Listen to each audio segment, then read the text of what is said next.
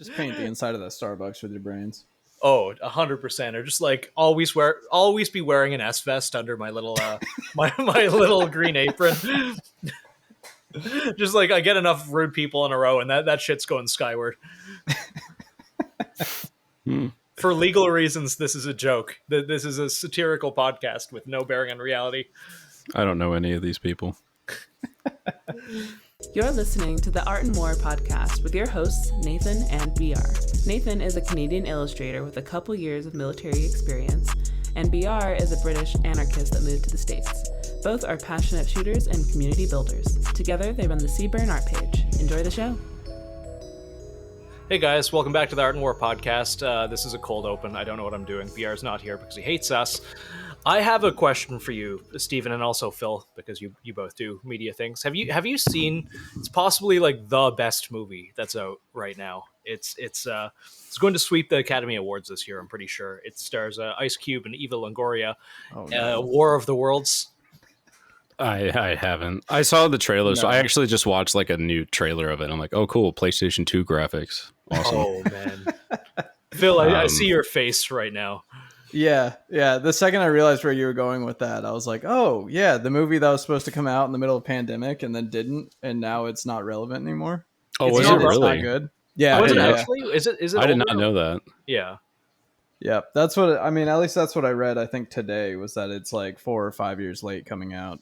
Yeah, I can see why. Maybe it's just like a meme movie. Yeah, they're probably using it as a write-off. 100%, but it looks like they tried to bury it, and I think like it's the number one watched movie on Amazon right now, and it is actually the biggest piece of shit I think I've ever watched. I think that's why. Good for them pulling that off on Amazon, though. I agree. Like the whole thing seems like money laundering. Like it was directed by Timur Breka, and I don't know how to pronounce his last name. Just like Russian shit. I see you Googling it. Maybe you can do a better job than me. Let's see if I can read his name. Directed by... It was directed the director's Rich Lee. Rich Lee, yeah. I was going to call him Tim Rich. Yeah, producers were Timur Bekmambetov. Yes. And Patrick Ayala. Yeah, because Timur did Hardcore Henry, which I actually really liked. Yeah. The first person movie. And that was something fun and different and visually very, very well done. And Patrick worked on As Above, So Below, which is a favorite of mine. Likewise. Oh, I didn't know that. I like that one too. I thought it's super underrated. I heard like not a lot of people liked it. I'm like, dude, it's so gas. Then I watched that in theaters twice. Yeah. It was really, really good. So it's weird to see just an absolute piece of like unapologetic slop coming out of them. Like it doesn't even try and hide it. I'm not even going to get into the product placement like, oh, get in the Tesla. I'm going to auto drive you to safety. Or the, like, we have to save the world using an Amazon delivery drone, but you have to put the order in through Amazon first. Like, it doesn't try and hide it. The entire thing, like we've tracked down this terrorist and we need a warrant. Attach the warrant in this Zoom's chat file. And then the SWAT team gets there, and there's just like two guys in Amazon gear and a single woman who's just pointing a handgun at their backs the entire time as they breach. Yeah, sick. That movie sucks dick. Like it was made on a budget of $40, and then like all of the money went to Ice Cube, and I think the animating the tripods. But either way, I'm going to stop complaining about it. How have you been, Stephen? Pretty good. Yeah, we haven't talked since your movie came out, S.T.A.L.K.E.R. Yeah, it's I've got my own thing going on right now, so I have 4 video. Well, they're all the same. So like I started doing my own like micro budget shorts and releasing them and doing a different kind of a business model type deal where like you release them in parts and then you put them all together as one film, so you get 4 videos out of one. And started that back in April. So, so I guess that's what, 3.5 months, 4 months ago or so. So far, grown the channel to, getting close to 10,000 subscribers, which is cool. I've gotten 6 figures on high six figures, except for like on one of them, on 3 of the videos, and then like high 5 figures on one of them. It didn't perform too well according to the analytics or whatever. Because now that I know how to read YouTube analytics, that's cool. Like, because then you can kind of like judge like what should I make next? What do people want to see? You know, stuff like that. Yeah. So total channel views like broke over 1 million, which is cool. I'm like, oh damn, you know. I've been consulting a lot with my buddy operator Drewski, because that guy's like the algorithm like czar with YouTube. So I always talk to him about stuff like, hey, like what works, what doesn't work. So he's been a huge help on, you know, helping me like kind of like navigate like how that works and everything. So got a few things in the pipeline now, and trying to kind of output stuff like, you know, every 1 to 2 months or so, just to kind of, you know, keep the ball rolling rather than having like huge gaps in between releases and stuff.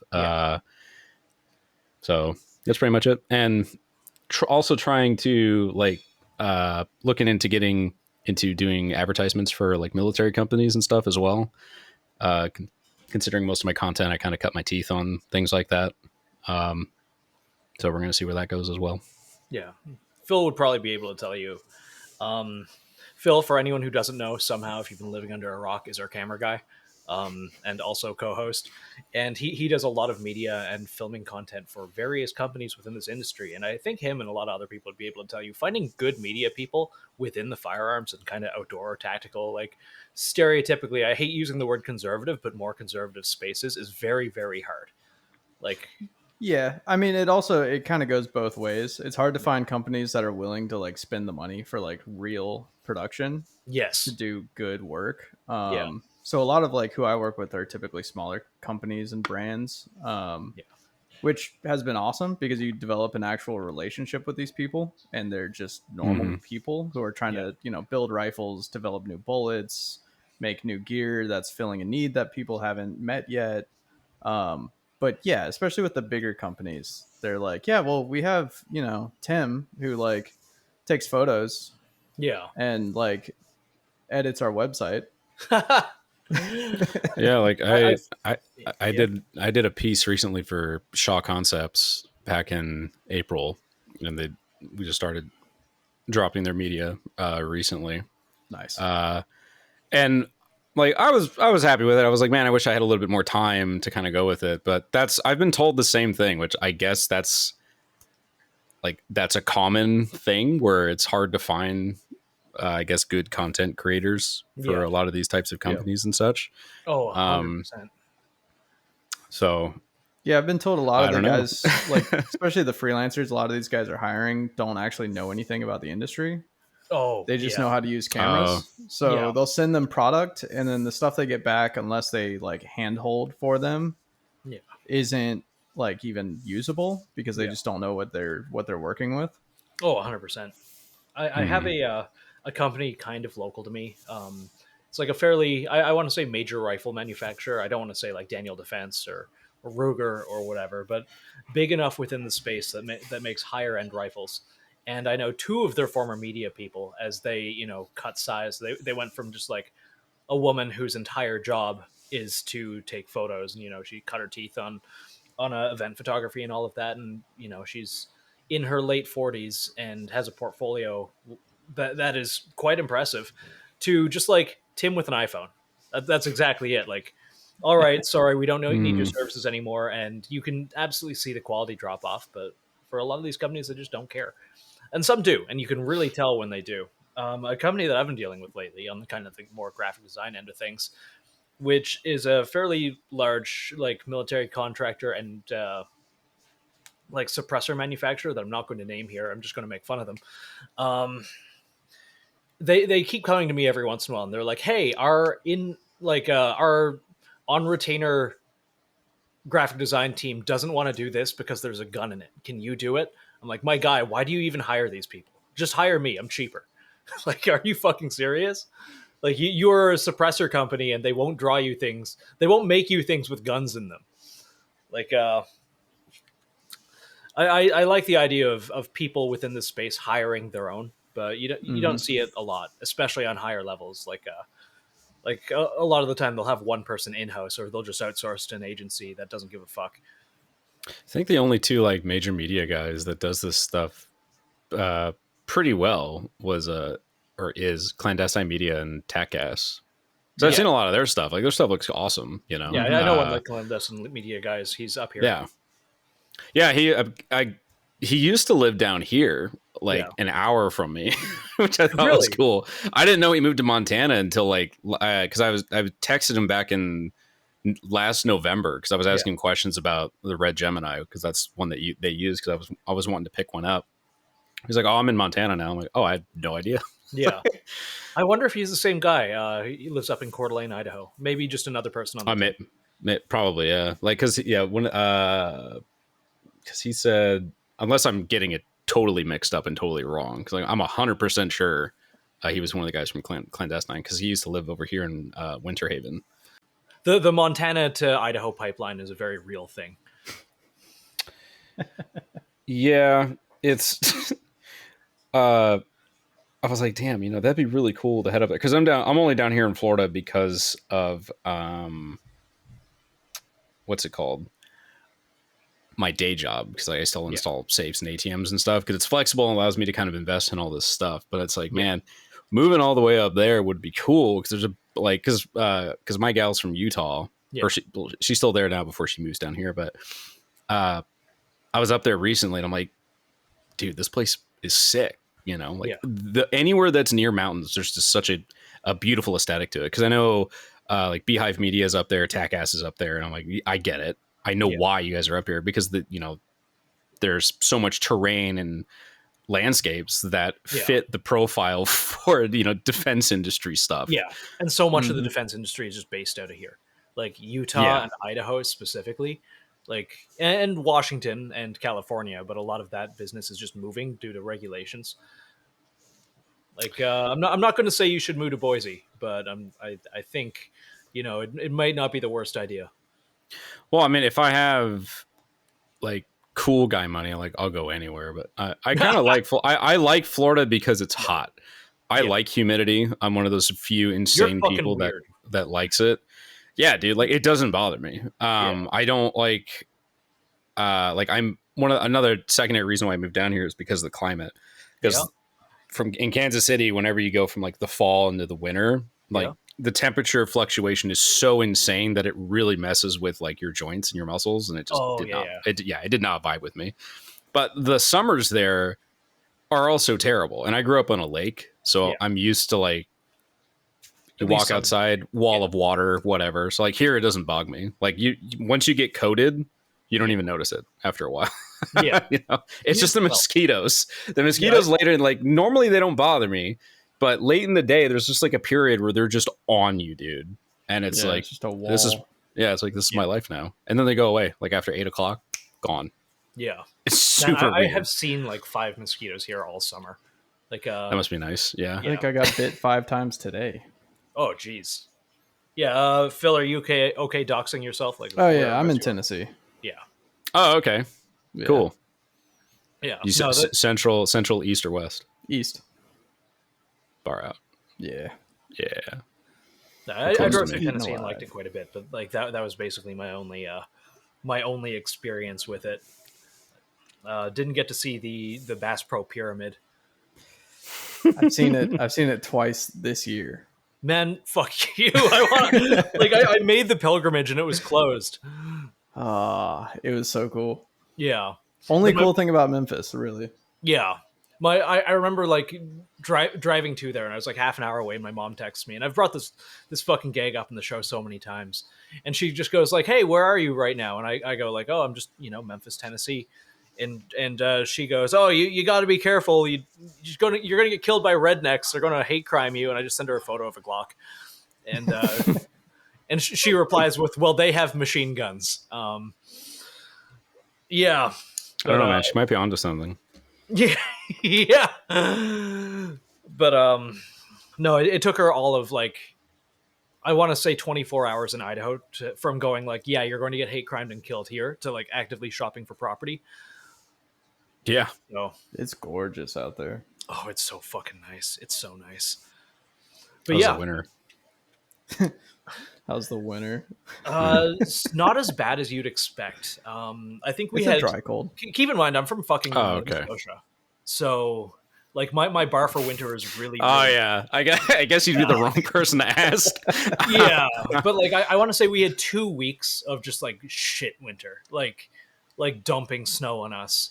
And keep in mind, like Boise is a lot warmer than it is here. I'm in the mountains. I'm at like 3,000 or 4,000 feet of elevation, I think. Boise is more close to the like Nevada border, like Utah, so it's a lot more desert. Yeah, like I like snow. See, because where I'm from, it's mostly ice. So like it'll snow for like a week. Everything else after that, it's just ice everywhere, and it kind of sucks. So it's bitter cold. But if there's snow on the ground, at least it's pretty to look at, and it's cold, but it's more tolerable or whatever. Well, the big thing about snow here and the ice in the winter and all of that is the humidity is really low, so it doesn't just like collect on everything. When it's humid and cold, nice. It feels 10, 15 degrees colder than it actually is. Like it bites through your clothes. Yeah. That's how it was when we were shooting S.T.A.L.K.E.R. I've never witnessed... I didn't know it could be humid and cold simultaneously. I've never seen that before. So you don't really register it until like you go somewhere that's a dry cold. Dude, it was weird because we shot it in December in South Carolina. And I get there and I'm like, why the fuck is everything wet? What is happening? Because it's like the air is just moist and everything just had, you know, like moisture on it, even inside the facility, which is more of a characteristic of like being in a humid environment. I never knew that was the thing until I was there. I'm like, this kind of sucks. Like, South Carolina. Yeah. Yeah. Especially where we were, man. Like there was one motel, a huddle house, and a Chinese place. That was it. We were in the middle of nowhere. Okay. That sucks bad. Yeah. Was the whole production there or? Yeah. So we shot at GTI, where the DoD does a lot of like their counterterrorism shit. Holy shit. That's in Barnwell. It's a cool facility, man. Like it was a abandoned nuclear reactor. Was it just like government land? You just were guerrilla filmmaking on it, or like no. So Corey Haynes, who he's also in the film, he's a buddy of mine.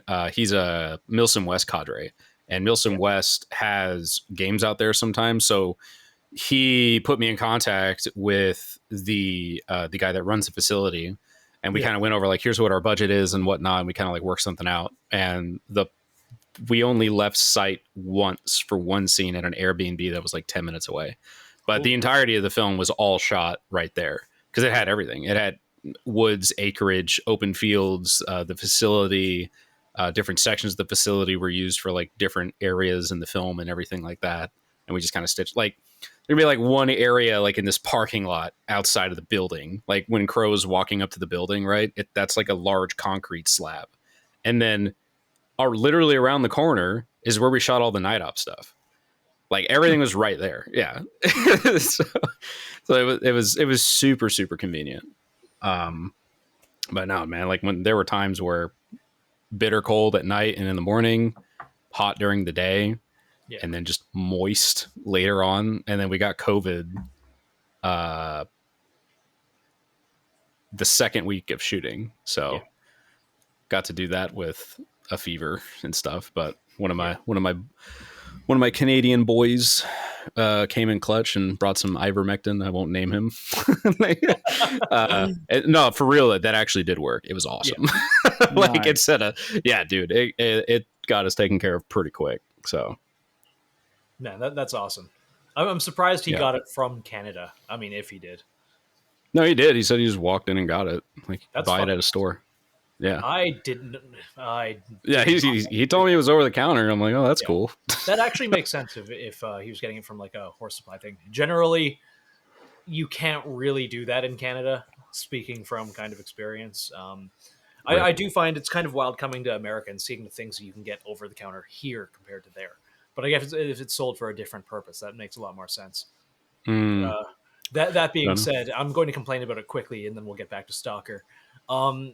Nova Scotia, where I'm from, a few years ago, or maybe they never did. I don't know. I'm just talking out of my ass, and I'm not a reliable narrator by any means.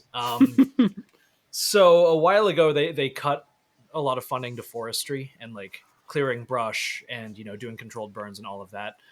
It's very possible, again, that they just never did it. I don't fucking know.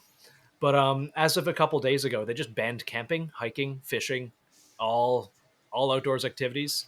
If you are caught hiking in the woods, just anywhere, you get a $25,000 fine. I fucking hate Canada. I hate Canada. What? I fucking hate Canada. Holy shit. Yeah, the idea that you can't go outside. You might start a fire. You might carelessly throw a cigarette butt or something. I don't know. Like, you might go start a fire and it's going to consume the entire state. Like, maybe put some effort into forestry and stopping these things from happening before they actually start. Or, you know, the idea, it's like, no, you're not allowed to go outside. Outside has been deemed an antisocial activity. Just like, report to your nearest nightclub, citizen. You've been targeted for re-education. Fuck you, Nova Scotia, and Tim Houston, or whatever his name is. I don't know. But if I think if like a police officer was like, no, you're in the woods right now, and you like that's illegal. I would commit a crime. I'd commit a crime. Just become a terrorist. Yeah, no, that shit would. I'd be doing all kinds of stuff that I couldn't say on a podcast that, you know, tens of thousands of people listen to. The bar to entry for eco-terrorism just gets so low. 100%. It's like, you're not allowed to hike. Okay, I'm going to bomb. No, BR, please take that out. Dude, going into a restaurant where they give you like QR code menus is enough to send me over the edge. Like, I hate it. Dude, same. There's one near me that, like, I ordered the meal and it was brought out to me on a fucking robot. It was brought out to me in a fucking clanker. Really? Yep. Oh, that's wild. In Idaho? Like Buffalo. In Idaho, at the mall. That's weird. That's wild. Yeah, red bento. I almost just like screamed and shot it. Just bring a big magnet with you. An honor killing of the robot. Honestly, they had like 3. I think they must have had maybe not pushback, but maybe enough people were freaked out by it, because the last time I went in there, the robots were covered in cat stickers. That makes it so much better. Down here in like Buffalo Wild Wings, all the locations, they don't serve you. They just give you the QR code stuff and you order everything from there. The only thing they do is they just bring you your drinks and your food. That's it. That's like, nobody talks to you. I hate that. It's really weird where it's like, okay, well, I'm not going to tip you. Yeah, because it's like you're not providing a service. No. But even then, like my personal policy is that if I have to stand or go through a drive-through, I'm not tipping you. Like, I don't care, because it's like you're doing something that's in your job description. I don't think companies should do that, where it's like, I'm going to pay you slave wages and you have to earn money through tips for doing what's expected of you, which is the antithesis of getting a tip, which most people are. Anyone who knows anything or actually works, like, understands that concept. Yeah. It's only people that don't have jobs that complain about it. So, in my not so humble opinion. Yeah. My mind jumps to, and I hate being like, yes, I'm going to suck the dick of a big mega corpo. Not even a mega corpo, but a corpo. Panda Express, I actually appreciate that you cannot tip them, but they get paid actually like a decent starting wage. Like, you I don't know that. That's good to know, though. Yeah. Around $20 an hour. And you can't tip them. They're not allowed to accept them even if you did. I tested this theory out at Starbucks. So there was a Starbucks that I would always go to whenever I get my car worked on, because it's like right next door and I need something to do or whatever. Yeah. So I and the employees are always consistent, right? Yeah. So I noticed that I wanted to see if there would be a change in like how my drink order was handled. Yeah. And I might be just schizophrenic, but like, I tested this like 5 or 6 times. Every time I didn't tip, they would give me the drink without like the cardboard koozie thing around it. Yeah. But every time I did tip, they would. Interesting. So I was like, it's just enough to where it's like, it's a subtle, petty thing. Yeah. But it can also be passed off as like, oh, it's an honest mistake. Sorry, we're busy. Yeah. Meme just thing a little bit, or it's to denote to the other employees. It's like, hey, we spit in this one. Yeah, or something like that. Hey, there's I mean, like the general rule of thumb is like, don't mess with people who make your food. But at the same time, it's like, I do believe it's like, I'm not going to. Yeah, you're going through a drive-through. I'm not going to pay you for doing something that's already expected of you. Yeah. Like, sorry, I'm not going to do that. Yeah. That's fair. Honestly, I think like I've drank a little bit of the Kool-Aid because I kind of do it on like a social obligation in terms of just like I'm programmed to. But I kind of agree with you in principle. Like if I'm going through a drive-through, I really should give them 20% of my I don't know, like ordering my wife a blonde mocha frappuccino or whatever. Yeah, it's like it's your job, dude. Yeah. If you're gonna complain about like the money, it's like go work somewhere else. There are a myriad of other places that are similar to that pay better. Yeah, I have noticed the average amount you're supposed to tip has gone up too. It's like 15, 20, 25% to like 18, 20. Yeah. Like 22, 28 or something. I do think it's an excuse just to pay the employees less. Oh yeah, absolutely. Yeah. Definitely. But if I ever end up working another service job in my life, I'm going to fucking tickle myself. I'm just going to wait for my first really rude customer, which at this point in my life probably won't happen. But if it did, and just like kill them and then myself. Just alter the course of everyone's lives around you. Yep. Just paint the inside of that Starbucks with your brains. Oh, 100%. Or just like always be wearing an S vest under my little my little green apron. Just like I get enough rude people in a row, and that shit's going skyward. For legal reasons, this is a joke. This is a satirical podcast with no bearing on reality. I don't know any of these people. Oh man. But yes, back to S.T.A.L.K.E.R. I want to know more about the like how that got made. And we talked about like Dollhouse and SCP Overlord and everything initially. But and like those were some of my big onboardings into holy shit. Like I don't want to say like guerrilla media and guerrilla filmmaking because it is a little accurate almost, but into this whole scene online. I want to know how your first feature film actually went. Well, I mean, like it was a nightmare. It wasn't fun. Like there wasn't really any, like there were the fun parts about making the movie was the camaraderie that was developed amongst the crew members and a lot of the cast. Cause some of us were friends and then we made new friends, you know, that was the fun part, but everything else was like, it was a fucking nightmare, dude. Like it was post-production hell. There was a lot of problems on the VFX side of stuff until Majid, our VFX guy, like took over and created a new team and stuff and really saved the production. Stuff on set where it's like, oh, you know, the company that was supposed to make the Gauss rifle prop suddenly decided like, oh, 4 days before, like, oh, hey, sorry, we weren't able to make it, but here's this keypad you ordered. And we're like, really? That's like a main part of the film. Yeah, so filming happens on a schedule.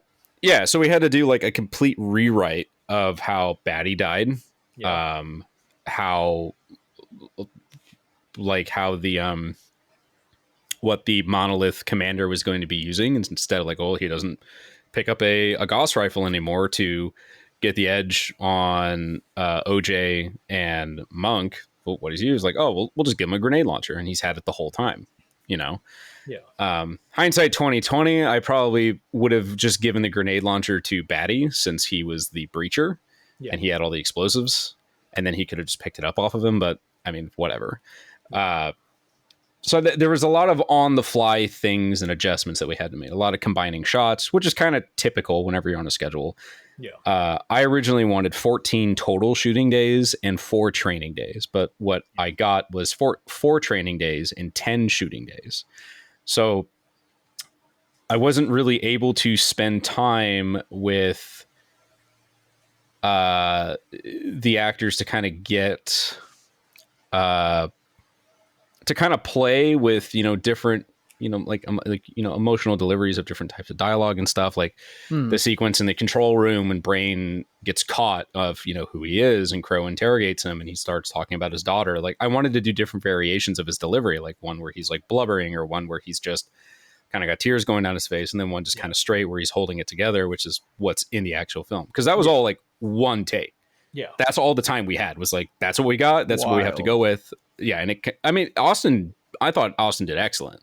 Because he had it was a lot of dialogue that he had to memorize, and he had to say it all in one go, you know? So, and you know, there were even parts in the firefight, because I've read the comments, some reviews and stuff online, which I largely agree with. It's like, not all of them are wrong. Where a lot of the characters kind of seemed like they weren't really fleshed out. There wasn't a lot of time to kind of do anything with it, which is true. Yeah, they were a little flat. Yeah, and there are now with what our talent had to work with. I think they did very well with it. Everyone there, I think, are phenomenal actors. Some of them were like new actors, like it was the first thing they ever did, and I was like, oh yeah, I'm pretty happy with it. But you know, there's more to it than just, you know, speaking a line or even just having something behind the line, you know, because it also comes with the physical acting of stuff. So there were moments during the firefight where I wish I was able to kind of capture some of the characters, like stop for a second and just kind of like look at each other, you know, where you have that moment of like, bro, like, this is it, dude, we're going to die, you know? It's humanizing. And yeah, because like, I really like physical acting, when it's complemented with, like, it's, you know, especially with big scenes where you're not doing, like, I'm not talking about like an exposition dump or something, but you know, whenever people are just conversing, you can have great delivery, but if you don't have physical delivery with it, then it's kind of, you can kind of tell that you don't really believe what you're saying, you know, not to say that's, you know, the actors in the film didn't do what we asked of them, because at the time we did. But it's a lot. Yeah, but it's because it's just, there are just kind of gaps that I wish I had more time with, where I could have pulled that out, you know, because even the sequence when they're looking at the train floating, I wish we had more time there, because there was this horn in the lumber yard that was on the other side of that tree line that was just blaring every now and then. So whenever recording dialogue, all you hear is this wah, wah, because it sounded like a shipyard, dude. We had no idea where it was coming from, and it was a nightmare for Dan, our audio guy, to remove all of that or just clean it up. Some of them had to be ADR. Yeah, dude. Like there were just instances where it's like, oh, okay, well, let's just go shoot something else and we'll come back to this tomorrow, which is what you normally would do. But we didn't have that luxury. So it was a lot of that, man. It's like, I learned a lot of stuff as far as like problem solving goes, and what I know in advance to kind of avoid, where I can kind of guess like, okay, if I'm going to be working on this new project, I know how to not make it too complex where I can't shoot it in a reasonable time frame or for no money at all, which is kind of what I'm doing now. But I've also learned enough to kind of, you know how to kind of get a person where I want them to be when it comes to like their physical acting, as well as, you know, their deliverables and such. So it definitely a worthwhile experience. Would I do it again? No. I don't think, in the end, I don't think it was worth it in sense of what I got back. Besides the experience and the camaraderie that I got, that's priceless. Like, that's great. But I made no money on it. I lost money. And it was also an algorithmic failure. So, like, it was just one of those things where it's like, well, you know, you take your L and walk away, and it is what it is, you know? Yeah. So on the flip side of that, though, with the shortcomings and kind of shotgun approach to the filming atmosphere, is there anything you liked specifically that came as a result of that? Yeah. Like something that like a scene that we shot, or so how do you mean? When you have a lot of problems like that and you're problem solving on the fly, sometimes things work out better than you think they might have if you'd had more time.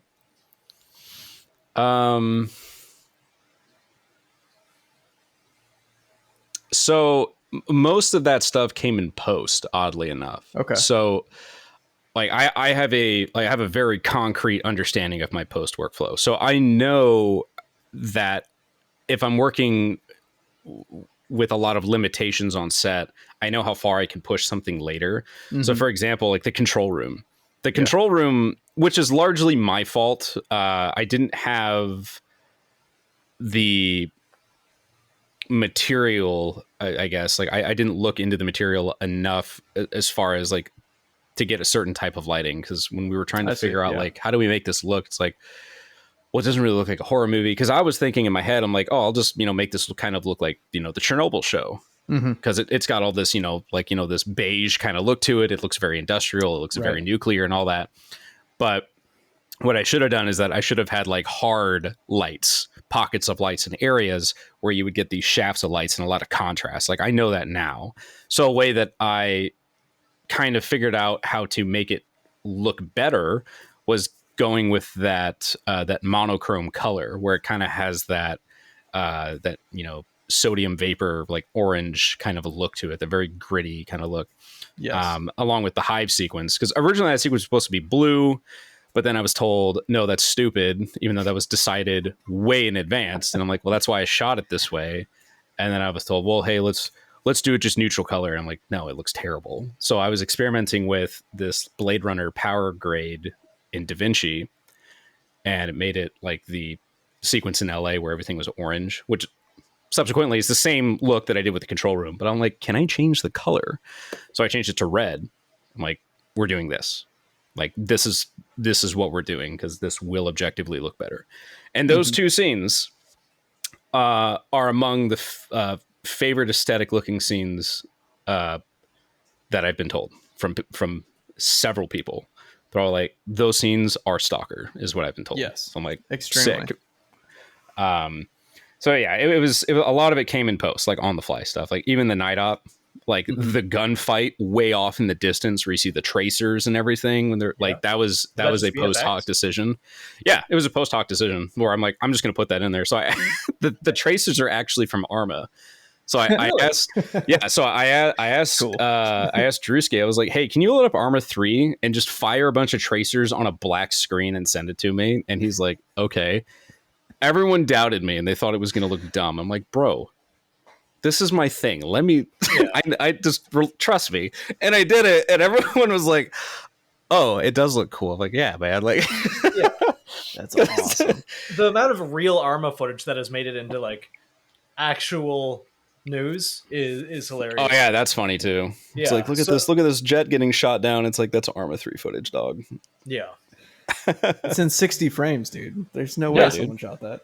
But no, that's genuinely like back when I was dabbling in VFX fucking years ago.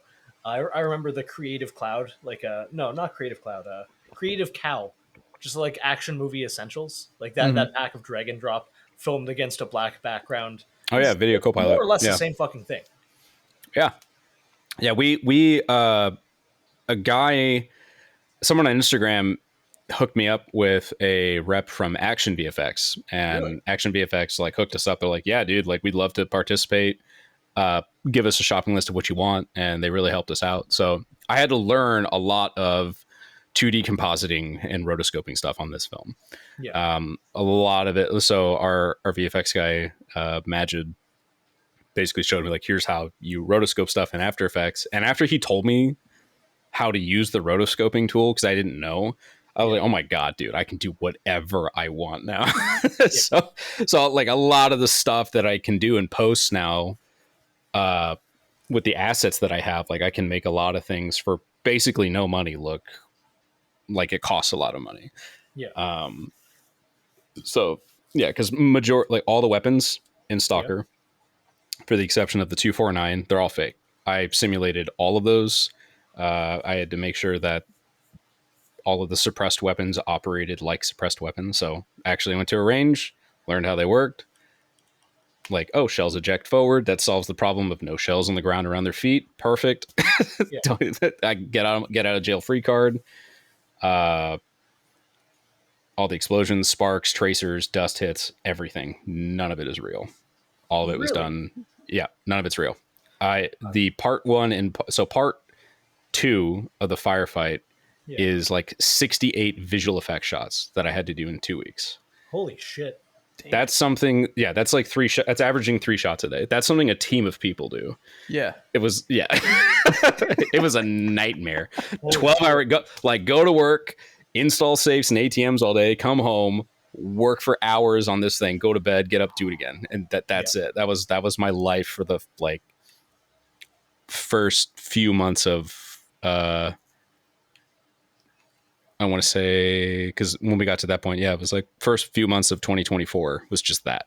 And it was just you on VFX, yeah? 2D VFX, yeah. All the 2D VFX. Anything that was complex, like that required 3D, was all of Majid's team. Yeah.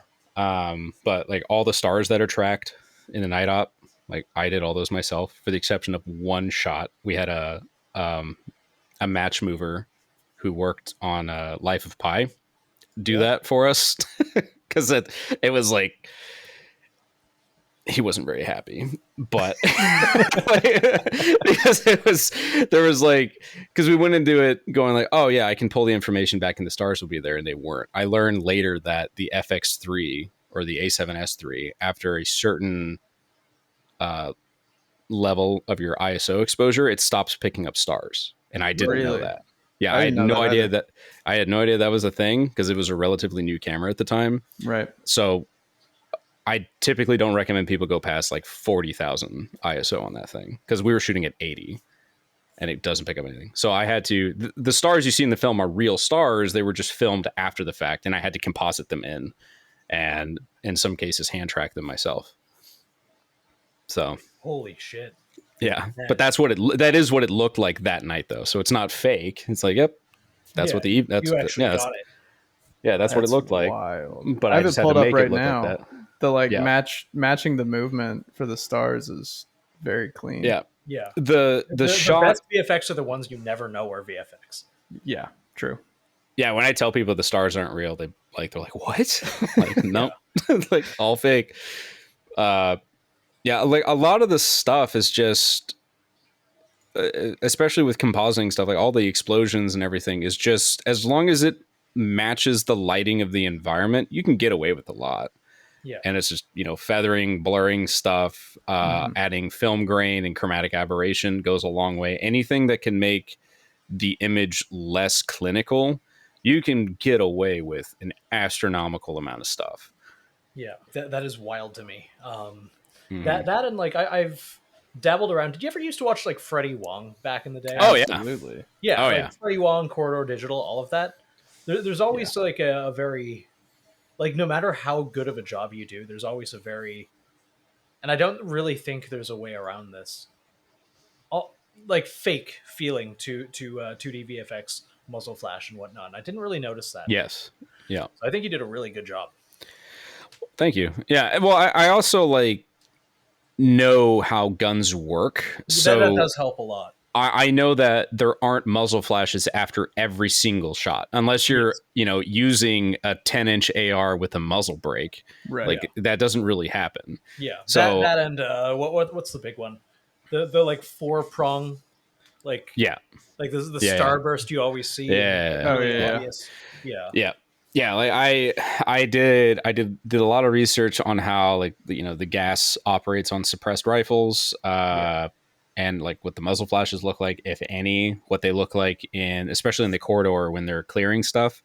Yeah. I was looking at is there a muzzle flash with stuff like that? And typically what I found, like on long barreled rifles with long suppressors, you don't really see one come out the front. If the barrel is pointed at you, you'll see it. Yeah. But there's not really like a flame usually. If there is, it happens every now and then. That's part of the design with especially modern suppressors on 14.5 guns. Like, they shouldn't have much of a visual report.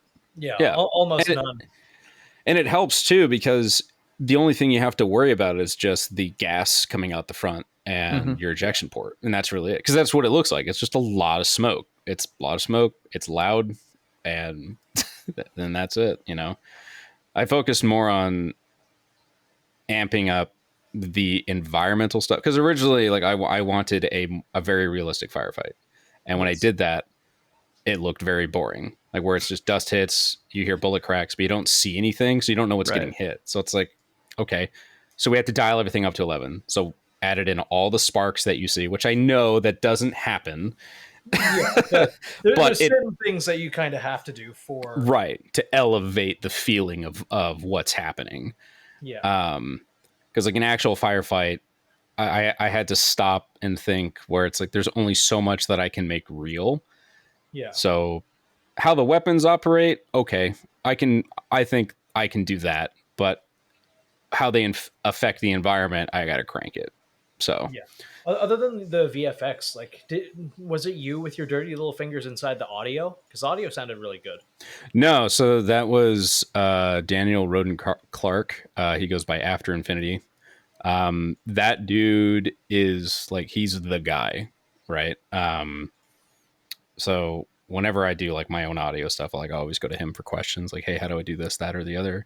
But it never quite sounds like him. Like that guy is just, he's so unbelievably tuned in, where he even adds his own like creative spin on stuff.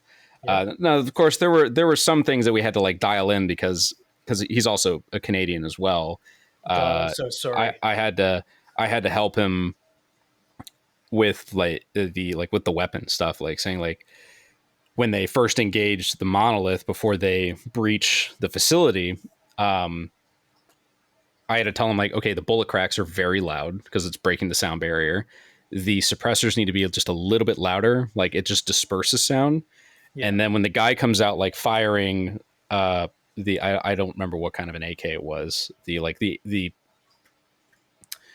was like an MG or whatever. It wasn't a PKM or anything. It was just a full auto AK with a drum magazine. I don't remember which one.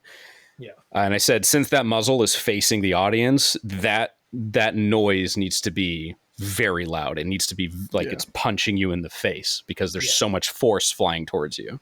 And we just, it's so like we just had to dial in certain things like that. But when he got it, he absolutely like he cooked hard on the firefight. Once the original mix, before we figured out how to like adjust the levels and have the dialogue exist within the firefight, because it was very loud before when we were on tour. Like we were actively tuning things when we were going to shows. Yeah. Watching it the first time on the big screen, being like, oh, fuck. Yeah. I was like, dude, I feel so well, because we weren't showing it in like movie theaters. We were showing it in auditoriums. So people who were in the front row next to those speakers, I'm like, your ears are going to be ringing when you leave, dude. Sorry.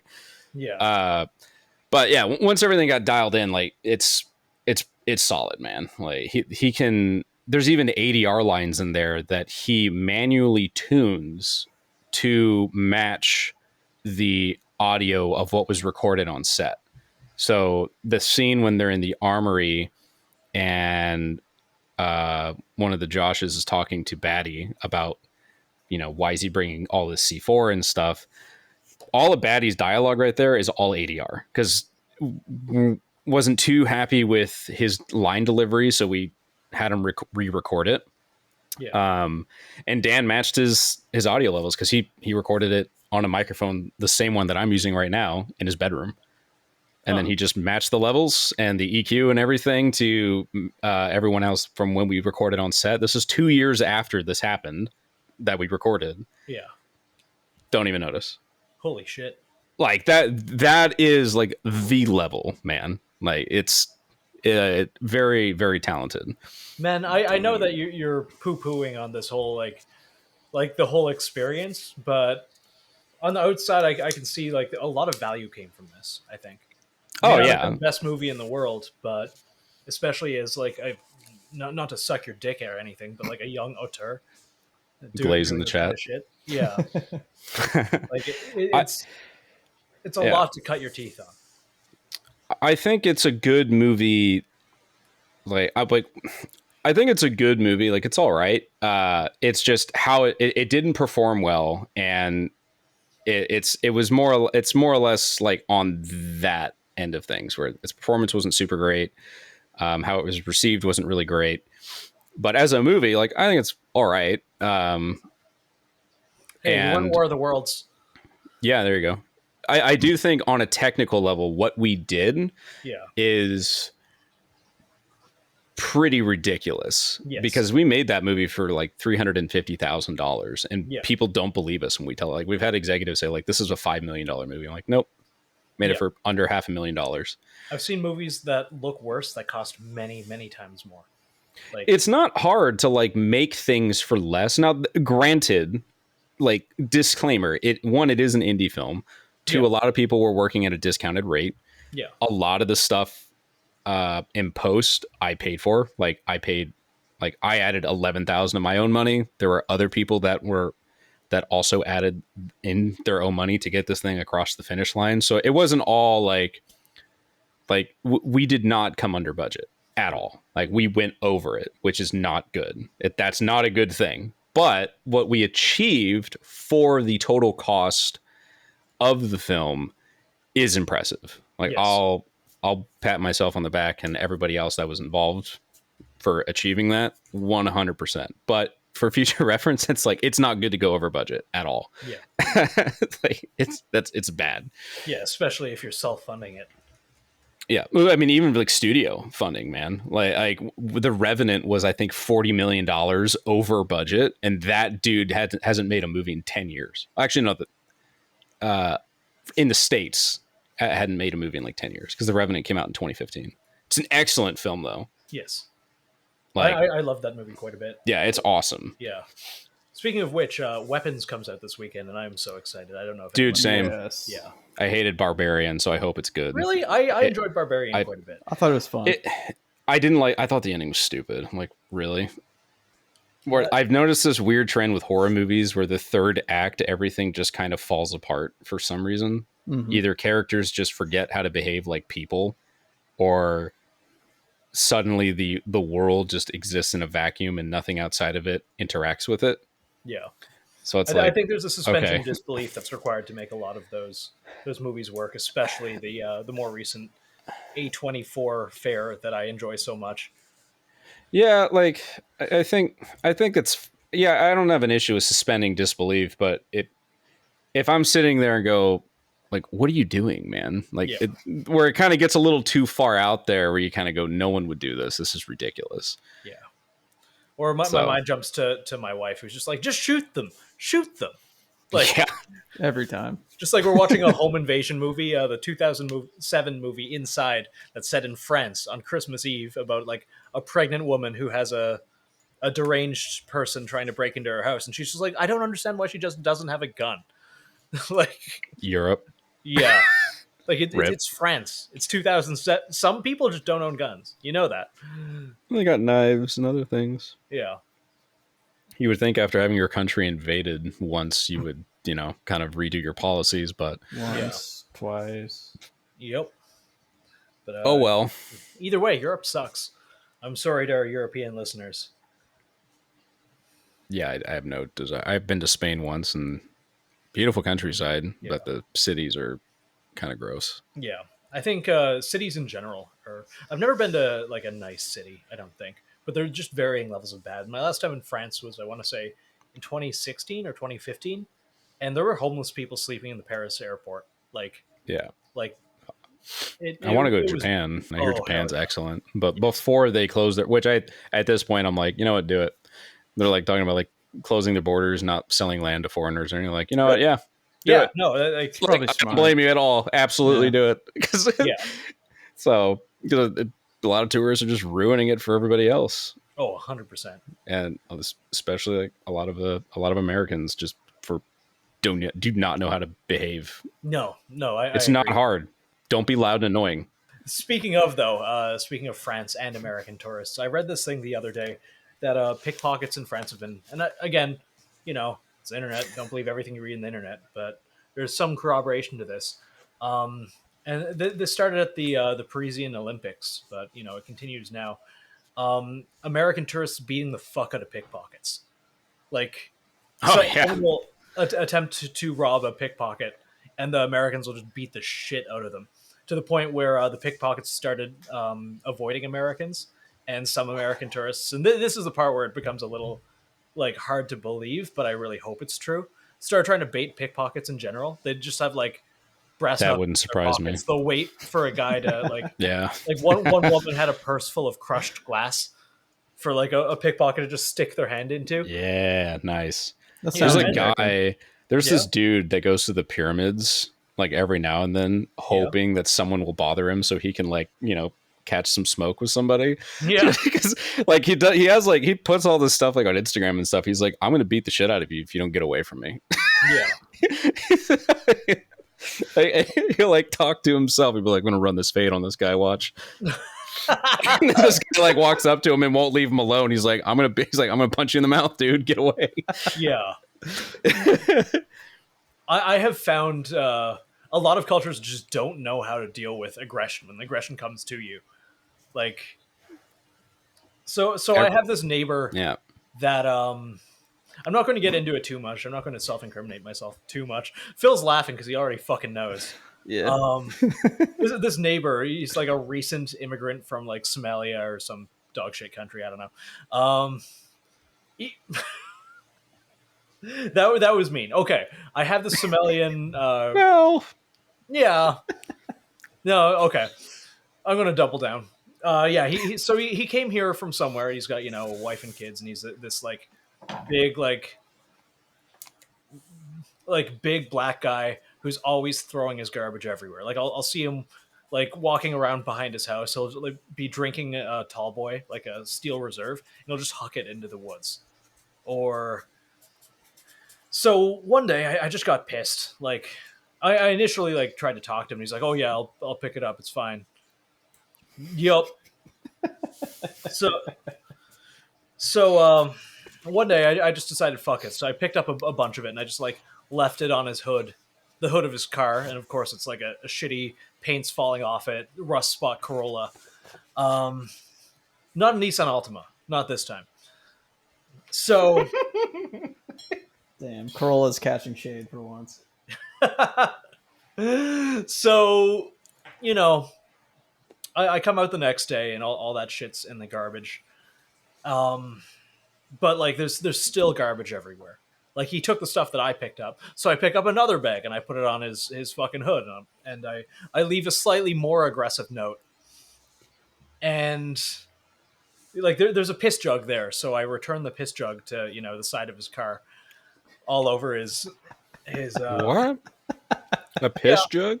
Yeah, there's a piss jug. It's just like an open jug of piss. So I shoved it in his door handle because he's a fucking pig. That's why. And I think I've been in America enough that I've just started to like inherit the aggression, if that makes any sense. Yeah. Well, for legal reasons, I'm not going to continue the next couple of stages of escalation. But it's pretty obvious it's me. Like, there's not a lot of people that live in this block. It's small town Idaho. So he comes out of nowhere a few days later, and he's just like, "I don't understand. Why are you doing this to me? You should have talked to me." I'm like, "Yeah, I fucking tried. Like, bitch." It's always funny how like everyone else in the rest of the world is just completely unaware of how combative Americans are. Like, we don't like being told what to do. Actually. So, like, you know, he's like, "I don't understand what I'm doing wrong." I'm like, "You're treating this place like a fucking dumpster. Like, are you retarded? Like there's just like weed paraphernalia and like bottles of Steel Reserve and gross and just shit, like dirty napkins, a piss jug. You're a fucking pig." And I got a little aggressive with him, and then he just drove off. So, you know, I went to work, came back, and he's sitting there in his car behind his house, and like we make eye contact. I'm like, "Okay, you want to fucking talk? Let's talk." And I go over to him and he's crying.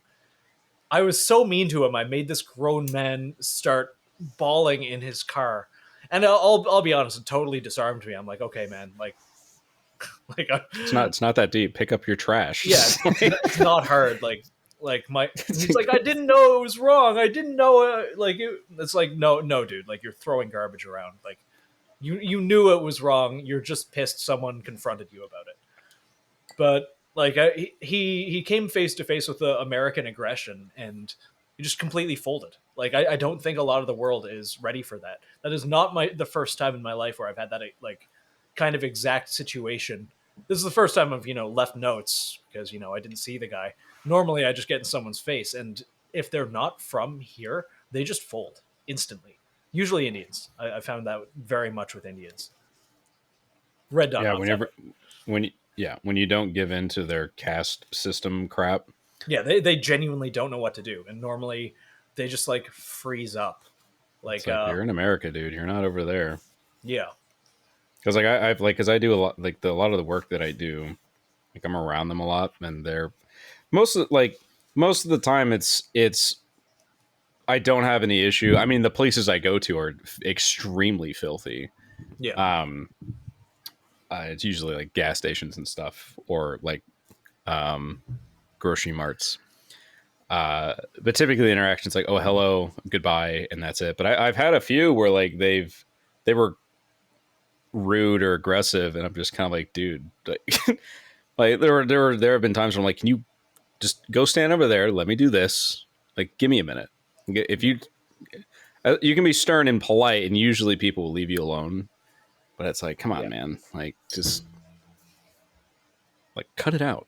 Yeah, like don't be a fucking dick. I'm here to do my job so I can go home. Yeah, I don't want to be here any more than you do. But yeah, no, I saw a video coming out of and I promise this is the last little bit of India hate for this podcast. This episode, I saw a video of just an American woman who got an Airbnb somewhere in India, and she is taking a video of herself going like, "Hey, yeah, I have these bags of garbage over the last few days." Yes. Yeah, I've seen that. Yeah, she takes it outside, and the security guard just takes it from her and flings it over the wall. Yeah. Yep. Man, fuck that country. Fuck that entire country. There's a game you can play that if you go into, and for all of those listening, you can do it too. This is an interactive game. Go to Google Maps and click anywhere randomly in that country. And if you don't find an area that has trash on the ground, you win.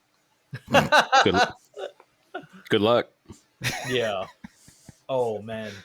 I'll see. It's not like it like that. I'm not trying to be a dick. It's just like Just the like, dude, it's like they need to get a handle on their country, because they're like, I think they're second place polluter compared to, like, China's number one in pollution, but they're like this like second largest polluter in the world, where all of their rivers are just uninhabitable.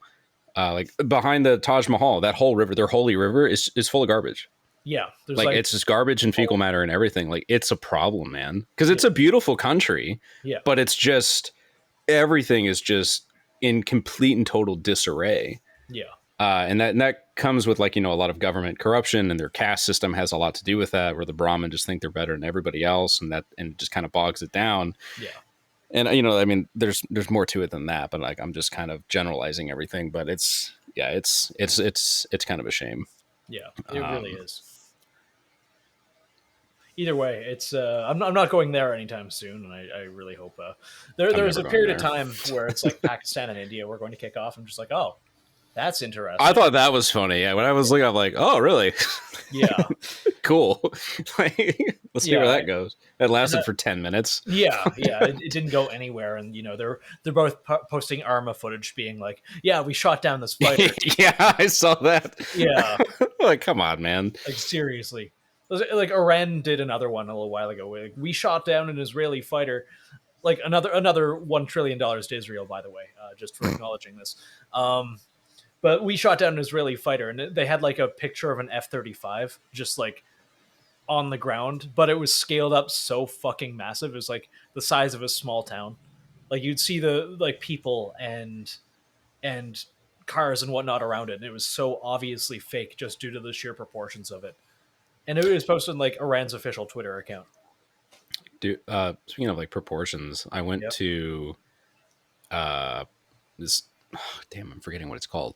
There's an aircraft museum in Salt Lake when I went up to visit my girlfriend, and I did not know how large an F-22 is until I was there. Yeah, what was it like? Though they're massive, dude. Like, because like so we were in where this one was. We were in a hangar that had an SR-71, an A-10, some of the like other like fighters that were used in the 50s and such.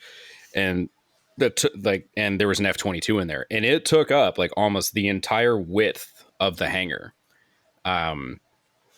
Colossal piece of equipment. Especially compared to the A-10. Like seeing the A-10 up close was cool. I'd never seen one like in person, and I'm like, man, I've always wanted to kind of see like how they built an aircraft around a 30 millimeter cannon. Yeah, and it's like it's really cool seeing that. Local airports sometimes. Yeah, they're dope.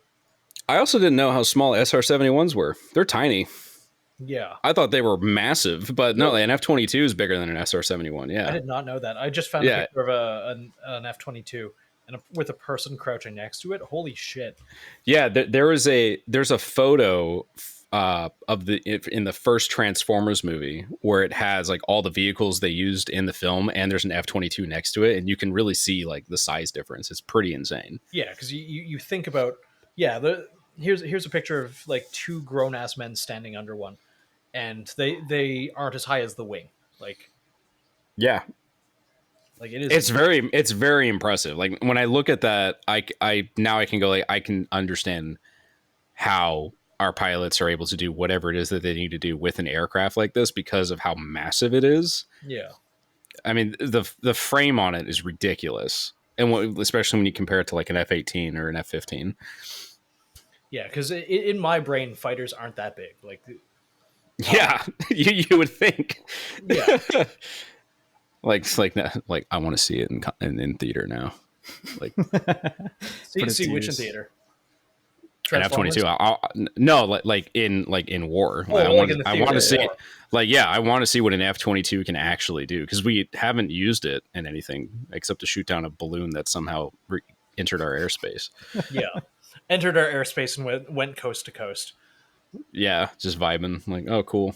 Yeah, one kill. That's it. Yeah, I genuinely wonder. I think that shit's so fucking cool. So expensive, but so cool. Yeah, I don't mind having an invincible military. Yeah. I mind everything else, but the invincible military is cool. At least it's neat. At least we get some cool movies out of it.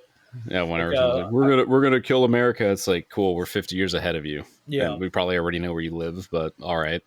I remember this period of time where, like, I want to say, and it goes way earlier than this, but I was cognizant of it from like the early 2000s to kind of, I want to say 2015 to maybe 2020, where the U.S. military was putting out just massive budget propaganda movies that were very clearly funded and done for. Like, I think the most egregious example I can think of within the last few years was the movie Battleship, like based on the fucking like you saw my Battleship game. Yeah, and like that entire thing was just like propaganda slop for the U.S. Navy, but it was hilarious and like fun. Well, the DoD actually has a budget for films, so if you to use their actual stuff. So in all of like Michael Bay's movies, for example, like Transformers, all of the military equipment you see is real equipment. Yeah. And but their stipulation is like you just have to make the U.S. military look cool and make them the good guys. Like that's mainly it. And then they're like, all right, here's your check, whatever, go do something.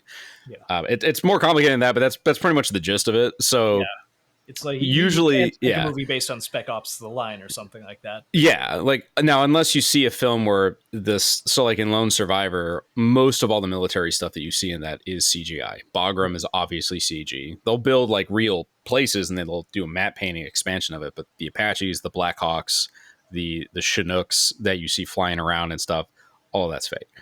I did not know that, actually. I think the stuff on the tarmac is real though, when they're running to shit or whatever, like that you could probably get onto an airbase and do that.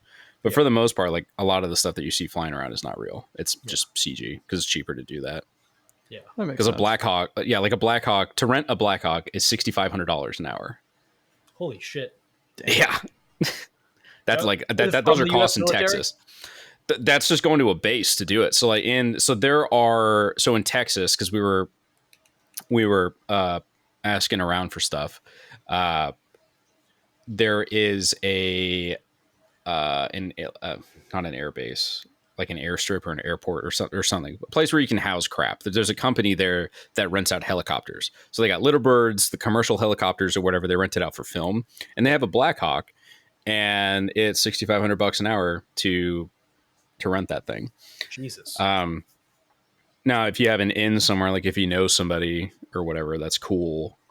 And if they're doing like training exercises or some shit, like sometimes you can kind of get in on it and be like, hey, can I come out and shoot some cool stuff? They're like, yeah, sure, come out. Yeah. But yeah, usually if you're actually doing it legit, it's very expensive. Yeah. Now, if something's just sitting there, sometimes you can get away with it. You can just kind of like, hey, can we come shoot some stuff or whatever? Like if you have the clearance and everything. It really much depends. Yeah. But anywhere the film industry can cut corners, they're going to do it. Unless you're Michael Bay. What's it? Like the amount of sheer God, I loved these movies back in the day, but the amount of sheer product placement in the Transformers movies. Oh yeah, like the third one is still my favorite. I think that's probably Michael Bay's best like Bayham movie is the third Transformers, 100%. Because you can still watch it from start to finish and not be really bored with it. Like I didn't like the fourth or the fifth one. I was like, I fell off not too long after that. Like you go in and know that it's going to be kind of similar propaganda slop, but of all of the Transformers that have come out in the past 15 years, nobody has done it better than him. Yeah. Like I don't know if that's a super hot take. Transformers 1 was dumb, even though it was an animated movie. Bumblebee, and then the other one that came after that, Rise of the Beasts. Yeah, I haven't seen. Yeah, like because when you watch them, a lot of it's just either on a soundstage or it's just fake. Like all of Michael Bay's Transformers movies, they all have real world interaction. That's why they still hold up. It was a really good blend of practical and digital effects. Like a weird amount of those movies are practical effects. Yeah, like, way less CG than you'd expect. Seeing the VFX breakdowns of like, no, all of those trucks were actually exploding. Like that building actually did get demolished. They just added a robot on top of it. Like it. Yeah, like the third movie apparently melted an entire render farm. Holy shit! because of how visually like visual effects intensive it was. That's awesome. It's also the only one that got nominated for an Oscar for sound design. Which should have won. Yeah. They lost to Hugo, the Martin Scorsese movie. I'm like, I think they only lost because it was Michael Bay. Yeah. But they should have won. I think Age of Extinction, I went with like 7 friends and I fell asleep watching it. Yeah, I was really disappointed. It's not good. I was stoked for it, and the whole time I was watching it, I'm like, bruh, like, come on. I'm like, yeah. I do wish my Megan Fox did not get fired for the third movie, because my girlfriend and I did a rewatch of it. Like we just binged the first 3 movies, and you could tell it's like Carly's character is Michaela. Yeah. So it was really kind of weird. But I'm like, I wish they kind of just would have finished it with her, and then that's it, you know. But yeah, well, it happens. But when we have interdimensional television, I'll find the channel that has the version with her in it. The version where she's the only human character that makes it through all of the films. Yeah. Or there's the version where Michael Bay directed Lone Survivor because he was approached for it originally. I'm like, damn, I kind of want to see his version of it. Because his version, because I listened to the audiobook of 13 hours and everything that's in the book is in the movie. The only difference is just like certain characters, or like a character will deliver a certain line, or Amal isn't in the book, like the translator or whatever. It was just a CIA guy. Yeah, like he's described as like a fat CIA guy. Like that's it. But in the movie, he's just like, oh, he's just a native dude or whatever. Like there's just subtle changes, but everything that happens in the movie is in the book. Nice. And I was like, damn, I kind of want to see how he would have done Lone Survivor now. You know, and 13 hours is fantastic. I loved that movie. Yeah, that movie made me make the choice on buying a Red Dragon, because I was able to see how far they pushed you know, that camera, and that had me sold just on Red in general. And that's all I shoot with now. I was about to ask, are you still a red shooter? Oh yeah, I have a Monstro, a Gemini, and a Helium, and an original Red Epic. Sick. I think actually, yeah. Hang on a second. It's all right here. It's all right here in my cool bag of tricks. Even though I know this podcast doesn't have like video. Yeah. No, the videos are just on for us. Yeah, this part's for us. Yeah. So like camera porn. So this is a Gemini rig. So for the people that are listening, it's basically, and anyone that cares, it's a red Gemini with a Teradek OMOD back that has the XLR ports for audio because it has phantom power, which means it can power a microphone that doesn't have batteries in it. But this whole teardown, this whole setup here is like for super running gun stuff. So yeah, I have my monitor mount to my no, not I don't have a gimbal yet. I need to get one. I saw this dude on YouTube kind of had this cool configuration for his red setup. I'm like, I didn't know I could do that. That's kind of cool. Yeah, trying to gimbal a camera of that size is difficult. Yeah, because you just tear it down to just to the brain. But yeah, this is basically the setup now. That's really cool. Super quick. Yeah. Small HD monitors because red monitors are too dim and they kind of suck in hot environments, unfortunately. Yep. So, but yeah, these so I have the second gen versions. So DSMC2 are very cheap. If you can hear that clanking around, I'm very sorry. I'm putting stuff away now. No, you're up. It's faint. So the depreciation of the second gen red cameras is basically 96%, like on a realistic market of what they're actually worth. Yep. So there is a used website called MPB. That's where I bought all my stuff. My Gemini that I have right here, I bought the brain for $2,800. I got the Helium brain, which is the Super 35 8K version, for $1,700. Last year, I traded in an original Red Epic Dragon, same camera they used to shoot 13 hours and pain and gain and all that. I traded that in to buy a kitted out Red Monstro for $6,500. They're cheaper now. Yeah. But then, because they've just constantly depreciated. So for the cost of a lot of modern mirrorless cameras that people buy, like all the tactical guys buy and all that shit and whatever. Yeah, they're great cameras. Like the FX3 and the FX6, they're great cameras. But you're limited to where, like in Kodaks, like if we're gonna get super nerdy, it's like you can only shoot ProRes 422 externally to those. Yeah, you can do ProRes RAW, but nobody uses it because it's crap. Or you can just buy a red, a low hour used red for around the same cost, if not less. And you get raw video, higher resolution stuff. So 5K, 8K, whatever. Like the Gemini is the low light version. It's not super low light like the FX3. So, you can't go out and do cool guy night vision runs and whatever. Still using FX3 for that. It's great for that. But this is for like average running gun stuff, and modern noise reduction software in post, man, like you can clean shit. Like I have an original Red Epic, the same one they used to shoot Lone Survivor, notoriously terrible in low light. I cranked it, put it in my software. I used Neat Video, took the noise away. Totally usable. Holy shit. Yeah. So I use it it's like $120 plugin. And I used it that's why the Night Op and Stalker looks good. The original footage looked terrible, man. Like it was awful. Yeah, but I had to do a lot of cleanup. Yeah, I had to do a lot of cleanup. But when you're using cameras that can shoot raw video, you're getting a raw video signal.